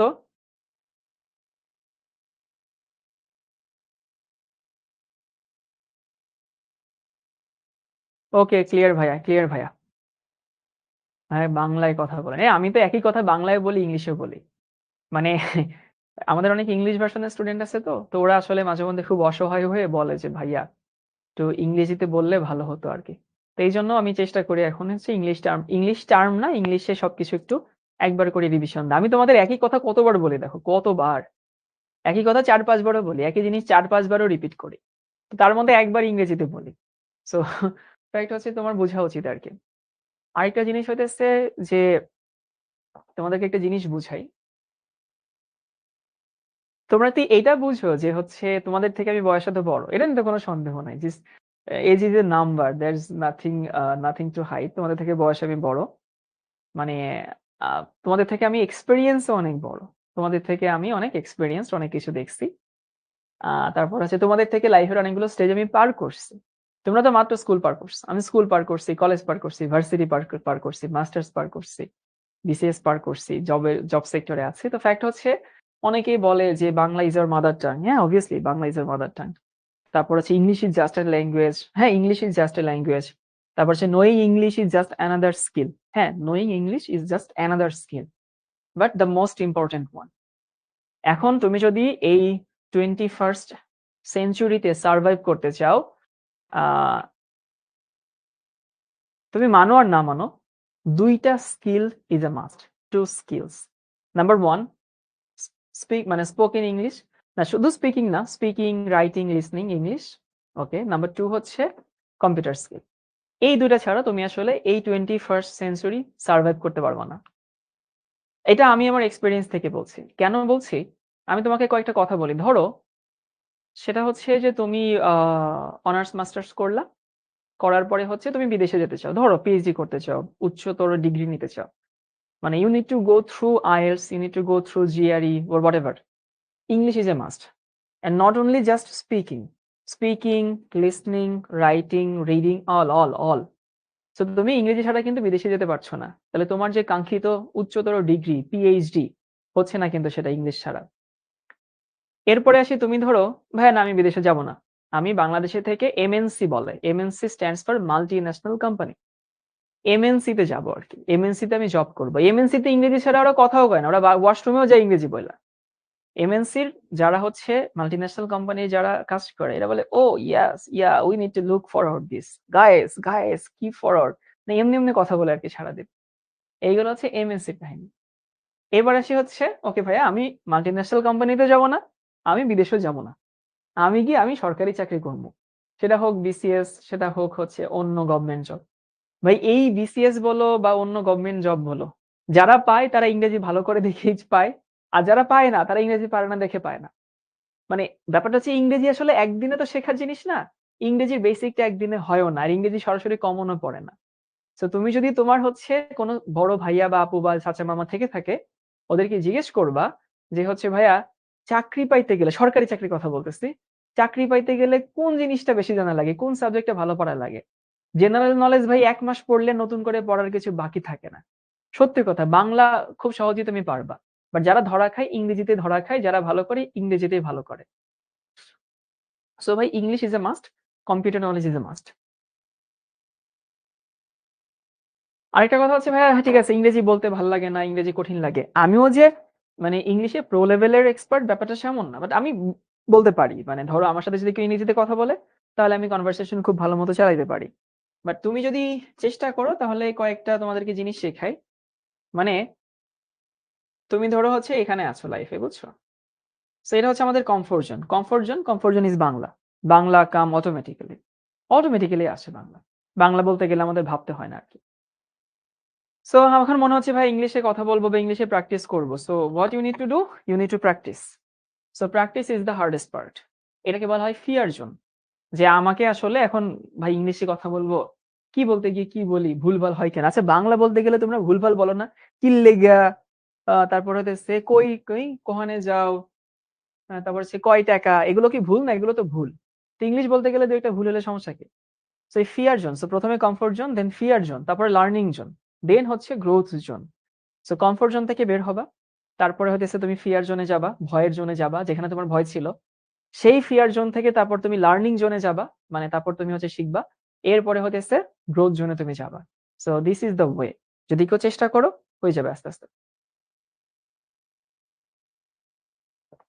ওই যে মামা কই যাইতেছোস, কি খাইতেছোস, কি মানে এগুলো তো ভুল, তাই না? এগুলো ভুল না? ভুল তো।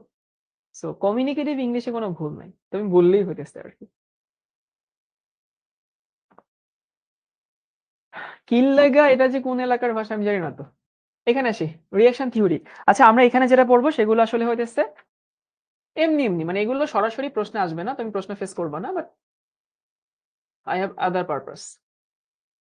রিঅ্যাকশন থিওরি মানে একটা রিঅ্যাকশনকে আমরা এক্সপ্লেইন করতে চাই, একটা রিঅ্যাকশনকে।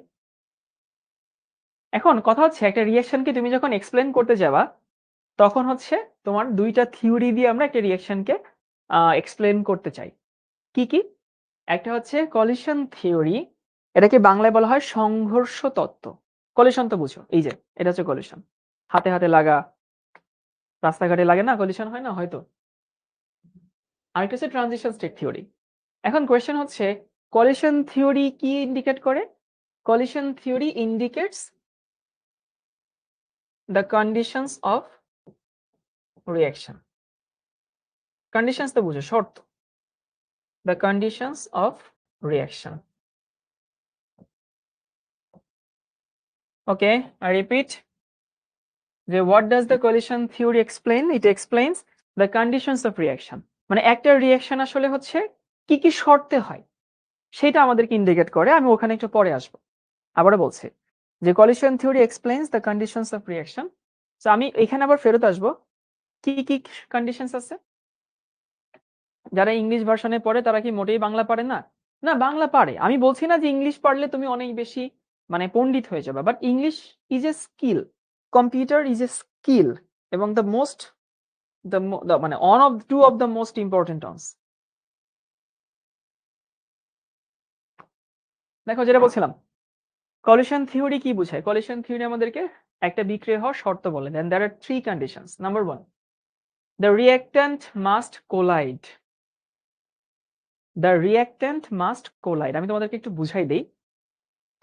ইমাজিন করো, এই যে আমার দুই হাতে ক্ল্যাপিং করা হচ্ছে রিঅ্যাকশন হওয়া, মানে দুই হাত মিলে যখন তালি বাজবে তখনই হইতেছে রিঅ্যাকশনটা হবে আর কি। যাই হোক, এখন the first and foremost condition, তালি বাজতে গেলে দুই হাতে এক হওয়া লাগবে, তাই না?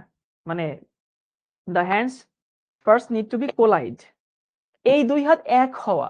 তো ঠিক সেরকম যখন রিঅ্যাকশন হইতে হবে তখন দ্য রিঅ্যাক্ট্যান্ট মাস্ট কোলাইড, মানে রিঅ্যাক্ট্যান্ট গুলো, বিক্রিয়কগুলোকে সংঘর্ষে লিপ্ত হইতে হবে।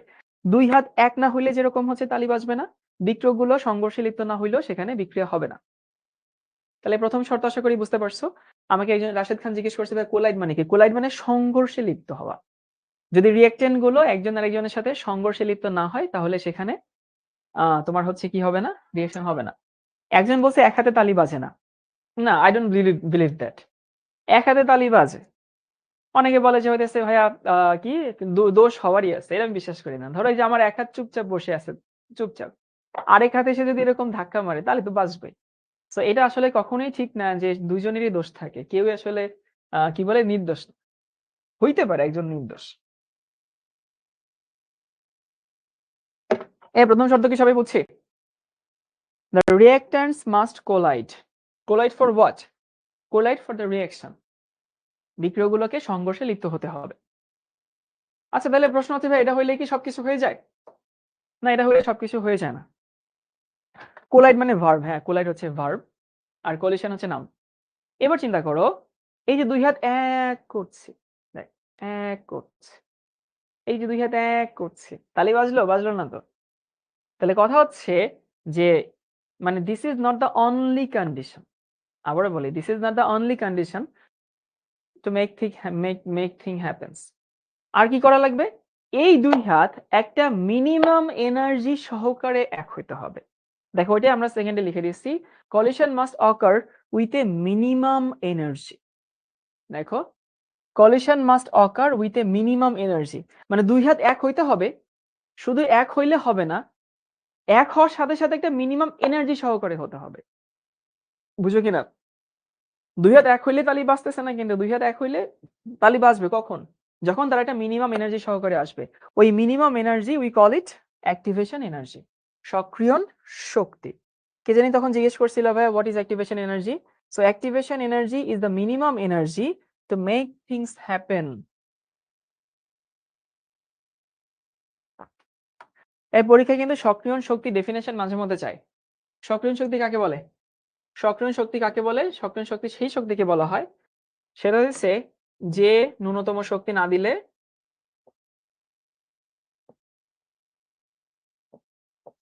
এটার উচ্চারণ কিন্তু ন্যূনতম, নট ন্যূনতম। অনেক গাধার দল এটাকে বলে ন্যূনতম, এটা ন্যূনতম না, এটা হচ্ছে ন্যূনতম। মাথায় রাখবা যে ন্যূনতম শক্তি না দিলে, আচ্ছা রবিন ভাই নাকি ন্যূনতম বলে আর কি, বলতো যে ন্যূনতম শক্তি না দিলে বিক্রিয়া হয় না।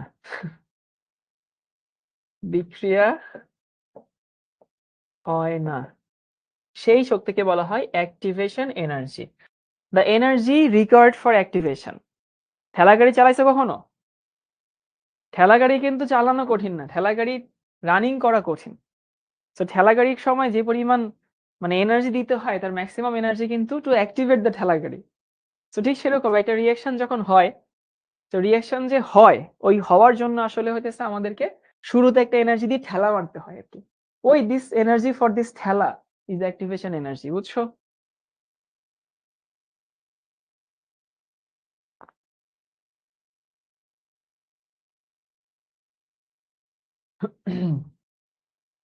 তাহলে কি বললাম ভাইয়া?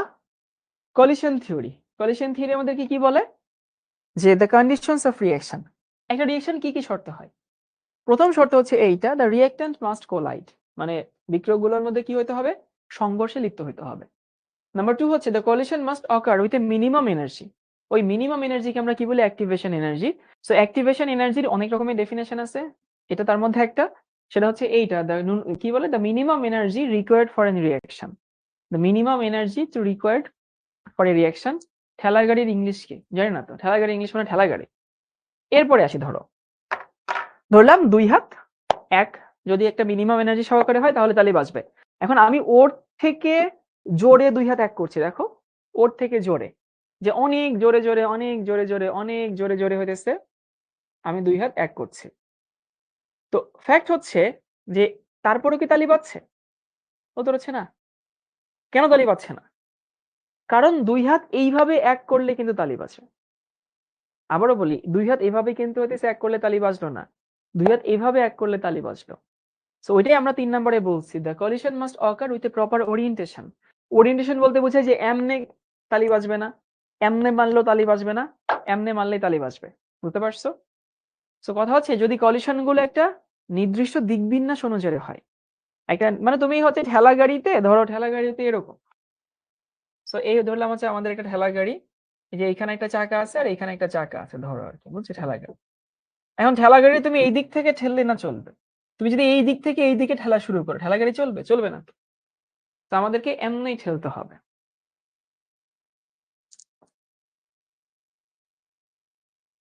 তাইলে একটা রিঅ্যাকশনকে যদি হচ্ছে আমাদেরকে এক্সপ্লেন করতে হয়, আমরা দুইটা থিওরি পড়বো। কি কি? একটা হচ্ছে কলিশন থিওরি। কলিশন থিওরি আমাদেরকে কি বলে? The conditions of reaction. একটা রিঅ্যাকশন হওয়ার কি কি শর্ত আছে। ওকে, সো প্রথম শর্ত কি? দ্য রিঅ্যাক্ট্যান্টস মাস্ট কোলাইড, মানে বিক্রিয়কগুলোর মধ্যে কি হতে হবে? সংঘর্ষ হইতে হবে। নাম্বার 2 হচ্ছে, মানে this is not the only condition. The second one is the collision must occur with a minimum energy, and that minimum energy is called activation energy. So activation energy কাকে বলে?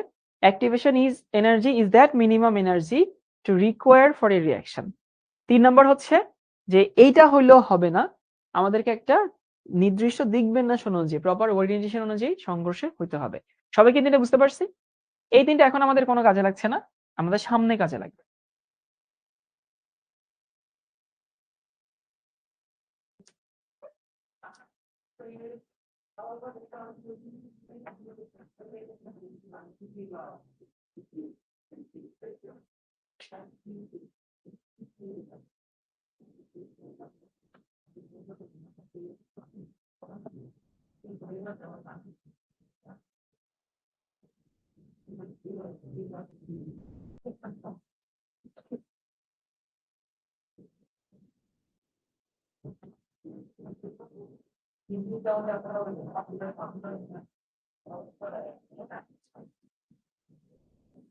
এরপরে দেখো ট্রানজিশন স্টেট থিওরি। তোমরা কি transition বুঝো? মানে এই ওয়ার্ডের অর্থ বুঝো? আগে একটু বুঝাই যে what does it explain? It explain how এটা রিঅ্যাকশন কিভাবে হয়, মেকানিজমটা কি আর কি সেটা বোঝায়। এটা বোঝাইতে কন্ডিশনস, এটা বোঝায় হইতেছে প্রসেস, যে একটা রিঅ্যাকশন আসলে কিভাবে প্রসেসড হয়। ট্রানজিশন মানে হচ্ছে কি বলে? ট্রানজিশন মানে হচ্ছে সন্ধিক্ষণ, পরিবর্তনের মাঝামাঝি সময় আর কি। যেমন তোমরা ইন্টারমিডিয়েট, সো ইন্টারমিডিয়েট মানে একটা ট্রানজিশন না? যে আমরা স্কুলে অনেক বেশি দিন ছিলাম, আমরা কলেজে গিয়ে ইউনিভার্সিটিতে গিয়ে অনেকদিন থাকবো, মাঝখানে মাত্র 2 বছরের college. So that's why it's called the intermediate. Intermediate মানে মাঝামাঝি। ট্রানজিশন বলতে ওরকম বোঝায় একটা চেঞ্জিং পিরিয়ড, একটা চেঞ্জিং স্টেজ। তোমাদের এখন আসলে অনেক কিছু চেঞ্জ হয়ে যাবে। দেখো মানে those who will be the lucky enough to get chance in your dream university, dream subject, দেখবা যে life will be so much different, and there are the other side of the coin. সেগুলো নিয়ে কথা না বলি, just বলে দিচ্ছি, যারা ভালো মতো চান্স পাবা দেখবা যে হচ্ছে দুনিয়াটা একরকম, যারা পাবা না দেখবা দুনিয়াটা অন্যরকম। এই যে তোমাদের আসলে সামনে একটা চেঞ্জ হবে, তো this is called transition period, transition state. Transition মানে হচ্ছে একটা চেঞ্জিং স্টেট, যেটা পরিবর্তন হচ্ছে আর কি, এটা হচ্ছে আমরা ট্রানজিশন বলি। এখন কথা হচ্ছে ট্রানজিশন স্টেট থিওরি এটা আমাদেরকে কি এক্সপ্লেইন করে? এটা আমাদেরকে এক্সপ্লেইন করে হাউ এ রিঅ্যাকশন প্রসিডস, মানে একটা রিঅ্যাকশন কিভাবে প্রসিড করে, সামনে আগায়। চলো আমরা একটু বুঝানোর চেষ্টা করি। এখানে অনেক জটিল একটা গ্রাফ দেখা আছে। এটা হচ্ছে বুঝতে হবে না, আগে দেখো, লিখতে হবে না। আমার কথাগুলো মনোযোগ দিয়ে শোনো।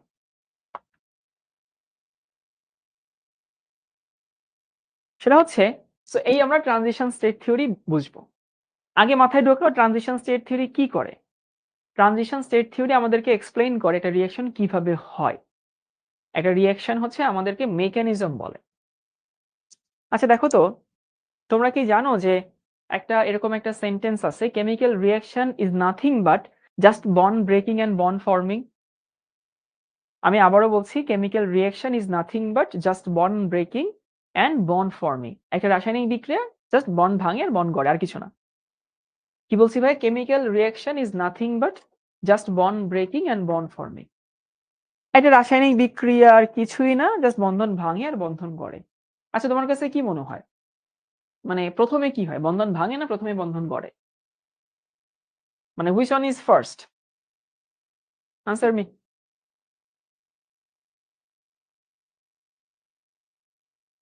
কোনটা আগে আসে, বন্ধন ভাঙে আগে নাকি বন্ধন গড়ে আগে? হ্যাঁ, এই যে রবিন ভাই সঠিক উত্তর দিচ্ছে। মনে রাখবা, বন্ধন ভাঙে আগে। ওকে, তারপরে হচ্ছে বন্ধন ফর্ম হয়। এটা বিক্রিয়া কিন্তু এটাই হয়, প্রথমে বন্ধন ভাঙবে তারপরে বন্ধন গড়বে। আচ্ছা, বন্ধন ভাঙতে তুমি কি জানো যে শক্তি শোষিত হয়, এনার্জি অ্যাবজর্ব হয়, শক্তি শোষণ হয়। শক্তি দিতে হয় তোমাকে আর কি, বাইরে থেকে তাপ আকারে দিবা আর কি। আর ফর্ম হওয়ার সময় কি হয়? শক্তি নির্গত হয়।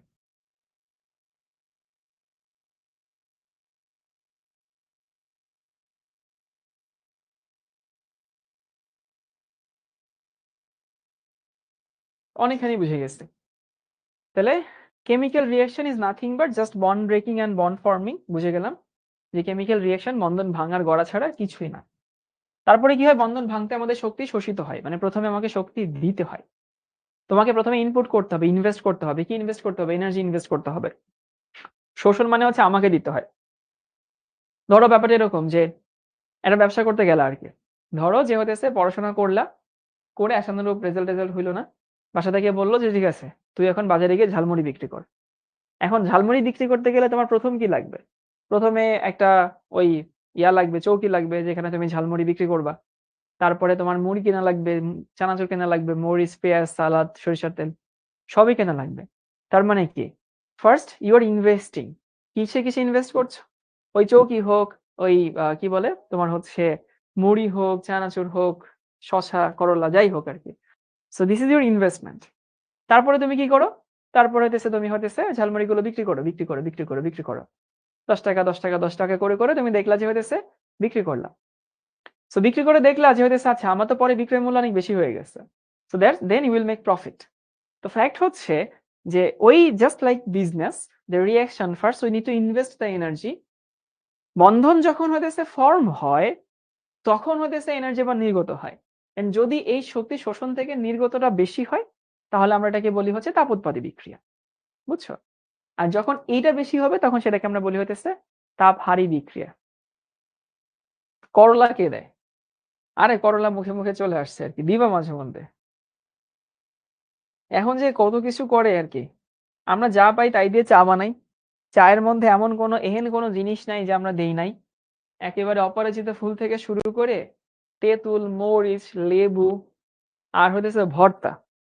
আমরা যে স্ট্রবেরি দিয়ে ঝাল দিয়ে ভর্তা মাখাই খাই কাসুন্দি দিয়ে, এরা যদি ওই মেন স্ট্রবেরির যে হচ্ছে মানে ওদের যে মানে অরিজিন যেটা, ধরো ফিনল্যান্ড, সুইডেন, ওরা শুনলে তো হার্ট অ্যাটাক করবে যে স্ট্রবেরির মতো মিষ্টি একটা ফল রে আমরা কাসুন্দি দিয়ে এটার ভর্তা বানায় খাই আর কি। মানে খুবই উইয়ার্ড। তো ফ্যাক্ট হচ্ছে দিলা তুমি ঝালমুড়ির মধ্যে হচ্ছে কি বলে দিলা করলা, সমস্যা কি? সমস্যা তো নাই। ভর্তা বানাতে আমরা সব খায় ফেলি। সেদিন দেখলাম খুলনা ইউনিভার্সিটিতে নাকি হইতেছে পিনিক বিক্রি করে। পিনিক কি? পিনিক হইতেছে লেবু আর হচ্ছে বোম্বাই মরিচ আর জানি কি একটা দিয়ে পিনিক বানায় খুলনা ইউনিভার্সিটির মধ্যে। এটা খাইলে নাকি সেই পিনিক হয়। এখন পিনিক জিনিসটাকে আমি এটাই বুঝি না। মানে আমি জানি না তোমরা কেউ দেখছো কিনা, আমি ইউটিউবে দেখছি যে খুলনা ইউনিভার্সিটির ভেতরে এক মামা পিনিক বিক্রি করে। তো পিনিক কি? পিনিক হইতেছে যে লেবু, বোম্বাই মরিচ আর জানি কি কি দিয়ে সে হইতেছে পিনিক বানায়। যাই হোক, এটা যদি আমরা খাইতে পারি তাহলে ঝালমুড়ি দিয়ে আমরা কি খাইতে পারবো না, করলা কেন খাইতে পারবো না? আচ্ছা, অনেকেই দেখছে। হ্যাঁ, এই নিউজটা আমিও ইউটিউবে দেখছি। খুলনা ভার্সিটি, রাজশাহী ইউনিভার্সিটি আমার মনে নাই, বাট কোন একটা ভার্সিটির মধ্যে। এবং আমি মনে মনে চিন্তা করছি ভার্সিটির ছেলেপেলে এটাও খায়। মানে এটা আমি মনে মনে বলছিলাম যখন প্রথমে নিউজটা দেখছি আর কি। আচ্ছা, অনেকে নাকি খাইছো এখানে, ট্রাই করছেন? না, আমার তো সামনেই কোনোদিন পড়ে না, আমি ইউটিউবে দেখছি, মানে অনলাইনে দেখছি, আমি তো কোনো সামনে, আমার সামনে তো পড়ে নাই।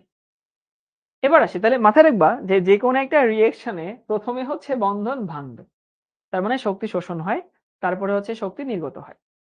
এখন আমরা হচ্ছে এই গ্রাফটা একটু খেয়াল করি।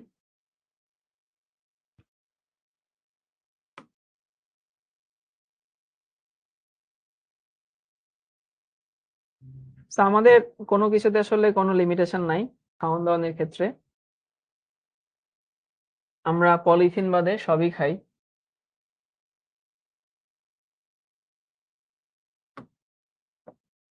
তোমাদেরকে একটা উদাহরণ দিই তাহলে বুঝতে পারবা। ধরো আমার এরকম একটা বিক্রিয়া আছে যে হচ্ছে এ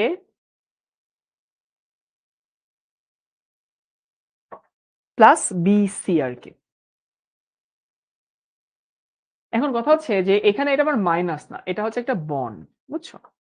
মানে বি আর সি একটা বন্ডেড অবস্থায় আছে।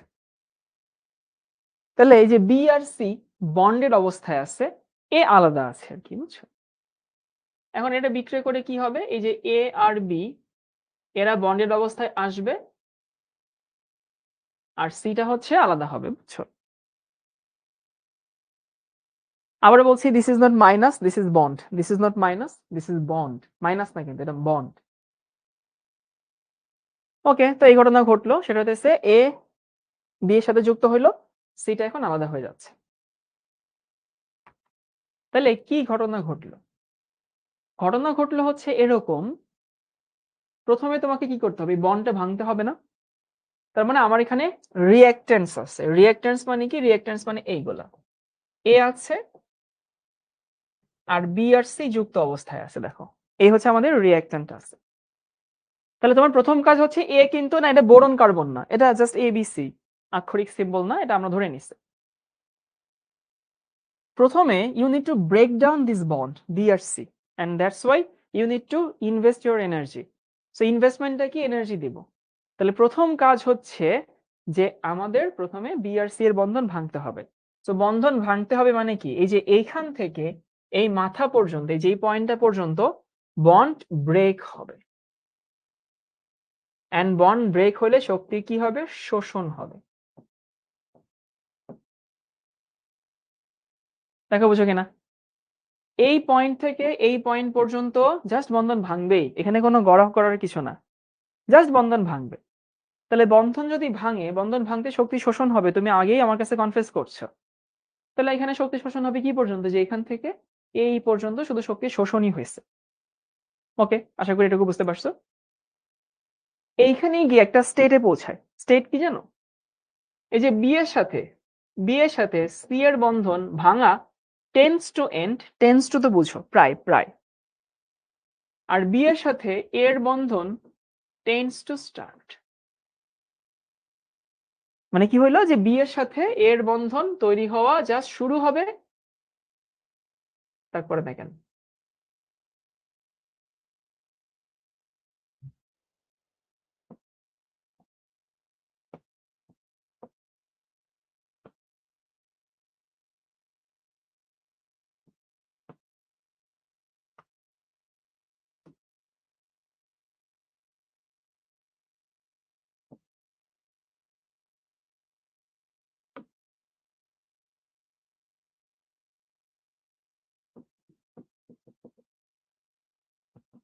এখানে সেন্সর এই জানি কি সমস্যা হয়েছে। তার মানে কি হইলো? তার মানে হইলো হইতেছে এইটা যে এইখানে গিয়ে বি এর সাথে সি এর বন্ধন ভাঙা প্রায় শেষ হইলো, আর এখানে এর বন্ধন জাস্ট তৈরি হওয়া শুরু হচ্ছে। এই যে অবস্থা, এই অবস্থাটাকে বলা হয় হইতেছে ট্রানজিশন স্টেট। ওই যে বলছিলাম না, transition state is a state of change, is a state of forgetting the old things and look forward the new things. তোমাদের এখানে এমনটা হচ্ছে, তোমরা স্কুলের স্মৃতিকে পেছনে ফিরে আসছো, আর কলেজের এই স্মৃতিগুলো নিয়ে সামনে ইউনিভার্সিটিতে যাওয়ার জন্য রেডি হচ্ছ, মানে that's what you are doing. ঠিক সেরকম বি এর সাথে সি এর বন্ধন একেবারে ভাঙা প্রায় শেষ, টেন্স টু এন্ড, আর এর বন্ধন জাস্ট তৈরি হওয়া শুরু হবে। এই স্টেটটাকে বলা হয় ট্রানজিশন স্টেট। এবং এই স্টেট যাওয়া পর্যন্ত রিঅ্যাকশনটা কিন্তু তোমাকে প্রথমে এনার্জি দিতেই হচ্ছে। এবং এইখানে যে এনার্জি তোমাকে দিতে হবে সেই এনার্জিটাকে বলা হয় অ্যাক্টিভেশন এনার্জি। তাহলে খেয়াল করছো, অ্যাক্টিভেশন এনার্জির তোমার কাছে দুই রকমের হতেছে ডেফিনেশন আসলো। একটা ছিল এইখানে আমি বলছিলাম যে এনার্জি না দিলে হবে না, যে এনার্জি না দিলে রিঅ্যাকশন অ্যাক্টিভেট হয় না, যে এনার্জি না দিলে রিঅ্যাকশন সামনে আগাবে না। এটা হচ্ছে একটা কেস, এক রকমের ডেফিনেশন। আর এখানে কি হইলো, এখান থেকে এই পর্যন্ত যাওয়ার জন্য এতটুকু এনার্জি লাগবে, কারণ তুমি ওয়াই এক্সিস বরাবর এনার্জি নিয়েছো। এই এনার্জিটাকে বলা হয় অ্যাক্টিভেশন এনার্জি। মেইন কথা হচ্ছে, এই মেইন কাহিনী হইতেছে তুমি রিঅ্যাকশনটাকে ঠেলে ঠুলে এই পর্যন্ত পাঠায় দাও। এইখানে পাঠায় দেওয়ার পরে তোমাকে কিন্তু আর নতুন করে কোনো এনার্জি দিতে হবে না, সেই রিঅ্যাকশন এমনিতেই হবে। যেমন ধরো, আমি যখন কলেজ পর্যন্ত পড়ছি তখন আমি বাসা থেকে টাকা নিছি, পয়সা নিছি, আমার আব্বু আম্মু আমাকে সাপোর্ট দিচ্ছে। তারা যদি টাকা না দিত আমি খাইতেও পারতাম না, আমি জামা কাপড়ও কিনতে পারতাম না। কিন্তু যখন আমি ইউনিভার্সিটিতে উঠে গেছি তখন কিন্তু বাসা থেকে আমি টাকা নেওয়া বন্ধ করে দিচ্ছি। তার মানে কি হলো, আমার আব্বু আম্মু আমাকে ইউনিভার্সিটি পর্যন্ত ধাক্কা দিয়ে পৌঁছায় দিচ্ছিল। তারপরে আমি কিন্তু এখন অটোনোমাস হয়ে গেছি, আমার চলার জন্য এখন কাউকে টাকা দিতে হয় না। কিন্তু ঠিক সেরকম একটা রিয়াকশন তুমি এখান থেকে এখানে পাঠায় দাও, তোমার কাজ শেষ। ওই রিয়াকশন একলা একলা সামনে আগায় যাবে। তার মানে এই এনার্জিটুকু না দিলে কিন্তু হবে না। আমার আব্বু আম্মু যদি আমাকে সেই স্কুল পর্যন্ত পড়ায় ছেড়ে দিত, আমি কিন্তু এখানে আসতাম না হয়তো। আমাকে স্কুল পর্যন্ত পড়ায় ছাড়লে তো হবে না, আমাকে কলেজ পর্যন্ত পড়ায় ছাড়তে হইতো। আমার আব্বু আম্মু সেটা করছে। একটা রিঅ্যাকশনের ক্ষেত্রে কি হবে, এখান থেকে এইখানে তোমাকে পৌঁছে দিতে হবে, তা না হলে কিন্তু এই রিঅ্যাকশনটা অটোনোমাস হয় না, এই রিঅ্যাকশনটা স্পন্টেনিয়াস হয় না কিন্তু। তো এই জন্য আমরা বলি যে এইটা হইতেছে that minimum energy required for the reaction, and this energy is called the activation energy. So activation এনার্জির একটা সুন্দর অন্যরকম ডেফিনেশন আছে, সবাই একটু লিখে নাও, যে বিক্রিয়ক থেকে ট্রানজিশন স্টেট যাওয়ার জন্য যে শক্তি লাগে সেটাকে বলা হয় হইতেছে কি বলে অ্যাক্টিভেশন এনার্জি। তো আমি তোমাদেরকে একটা হচ্ছে ডেফিনেশন লিখে দেই। সক্রিয়ণ শক্তি মানে আরেক রকমের ডেফিনেশন, এটা পরীক্ষায় দিবা স্যাররা আসলে, পরীক্ষা আসলে লিখবা হচ্ছে বিক্রিয়ক থেকে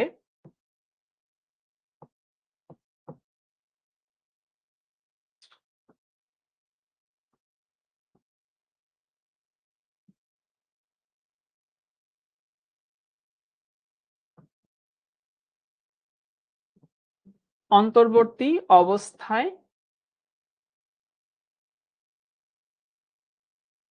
বিক্রিয়ক থেকে অন্তর্বর্তী অবস্থায়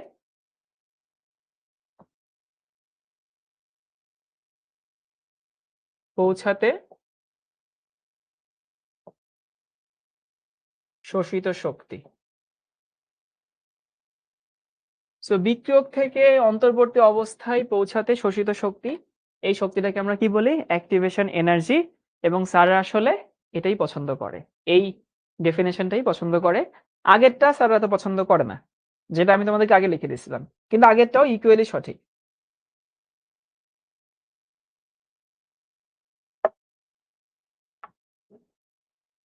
ইজ ইট ক্লিয়ার? আমাকে গৌতম বলছে ভাই বৃষ্টি হচ্ছে। হ্যাঁ, ঢাকাও দেখছিলাম হালকা হালকা করে বৃষ্টি হচ্ছে। ছুটি কখন হবে? আর 5 মিনিটের মধ্যে ছুটি হয়ে যাবে। সারা বলছে ক্লিয়ার, সামি বলছে ক্লিয়ার, তারপরে হচ্ছে সামি বলছে ক্লিয়ার। ইন্টারিম পর্যায়ে, ইন্টারমিডিয়েট, ট্রানজিশন, অনেকে আছে পেটের মধ্যে ইঁদুর দৌড়াচ্ছে, দাঁড়াও ছেড়ে দিচ্ছি। তাহলে তুমি এখানে পৌঁছাইলা, এরপরে কি হবে? এরপরে কিন্তু তোমার আর কোনো কাজ নেই, এরপরেও অটোমেটিক্যালি রিঅ্যাকশন হতেই থাকবে। সো অটোমেটিক্যালি হতে থাকবে মানে হতেছে যে এখান থেকে এইখানে কি হয়েছে দেখো তো, বন্ধন ফর্ম হয়েছে না, বন্ধন গঠিত হয়েছে না? তাহলে এখানে আবার শক্তি কি হবে? শক্তি নির্গত হবে না?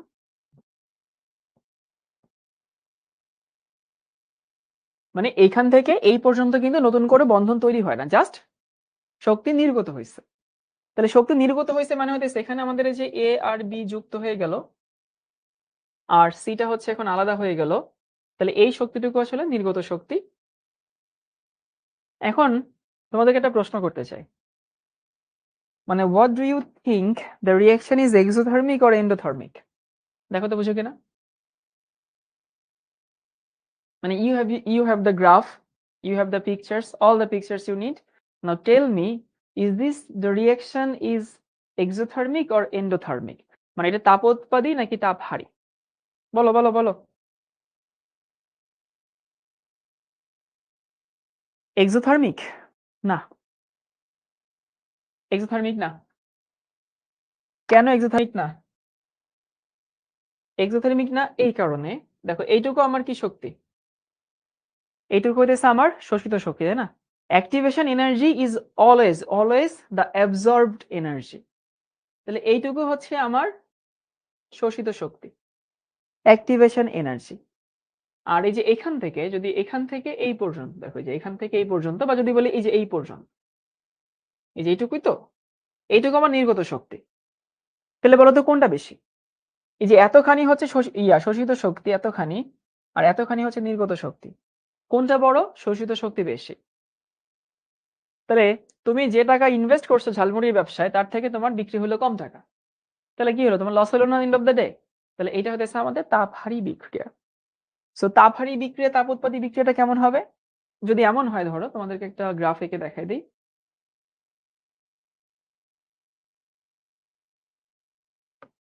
ধরো কোন একটা গ্রাফ হচ্ছে এরকম আছে,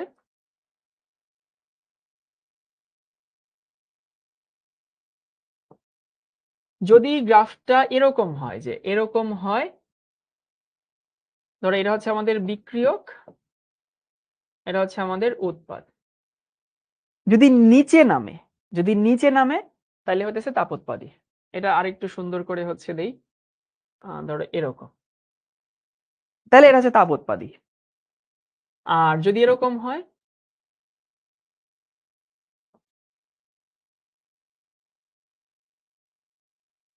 এই হচ্ছে আমাদের বিক্রিয়ক, এই হচ্ছে আমাদের উৎপাদ।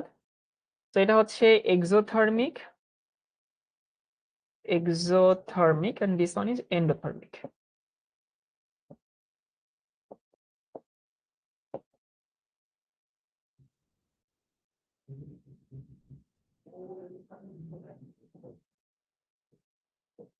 বুঝেছি কাচ্চা বাচ্চারা?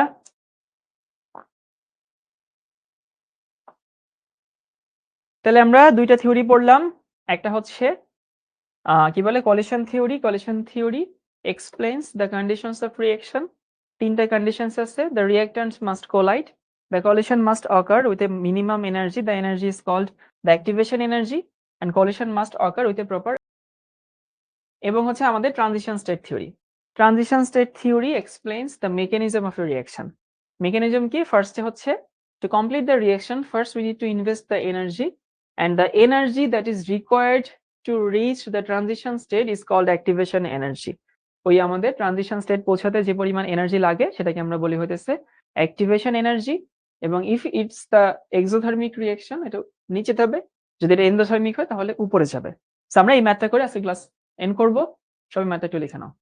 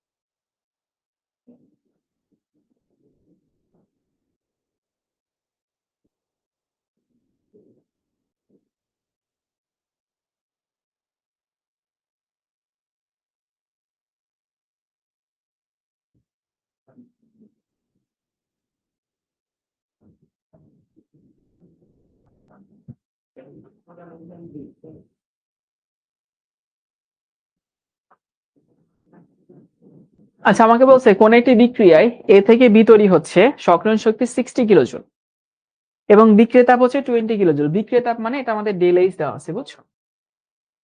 এটুকু তাপ শোষিত হয়েছে। So this is the value of del H, the absorbed energy, ultimate absorbed energy. তাহলে আমাদেরকে বলছে বিক্রিয়াটাকে যদি আমি উল্টাই দেই, মানে if we reverse the reaction and what will be the activation energy, একটা বিক্রিয়া থেকে বি তৈরি হয়, সেই বিক্রিয়ার জন্য আমাদের বিক্রিয়া তাপ দেওয়া আছে, মানে এনথালপি দেওয়া আছে। যদি বিক্রিয়াটাকে উল্টাই দেই তাইলে হইতেছে আমাদের কি বলে, আমাদের হইতেছে সক্রিয়ণ শক্তি কেমন হবে। এখন তোমাদেরকে আমি একটু ছবি এঁকে দেখাই দিই।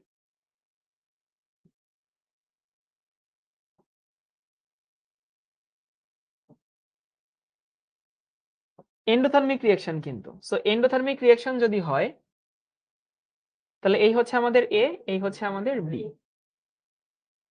এখন দেখো আমাদের যে ডেটা দেওয়া আছে, সেই ডেটাগুলো কি দেওয়া আছে, আমাদেরকে বলে দেওয়া আছে অ্যাক্টিভেশন এনার্জি এইটা।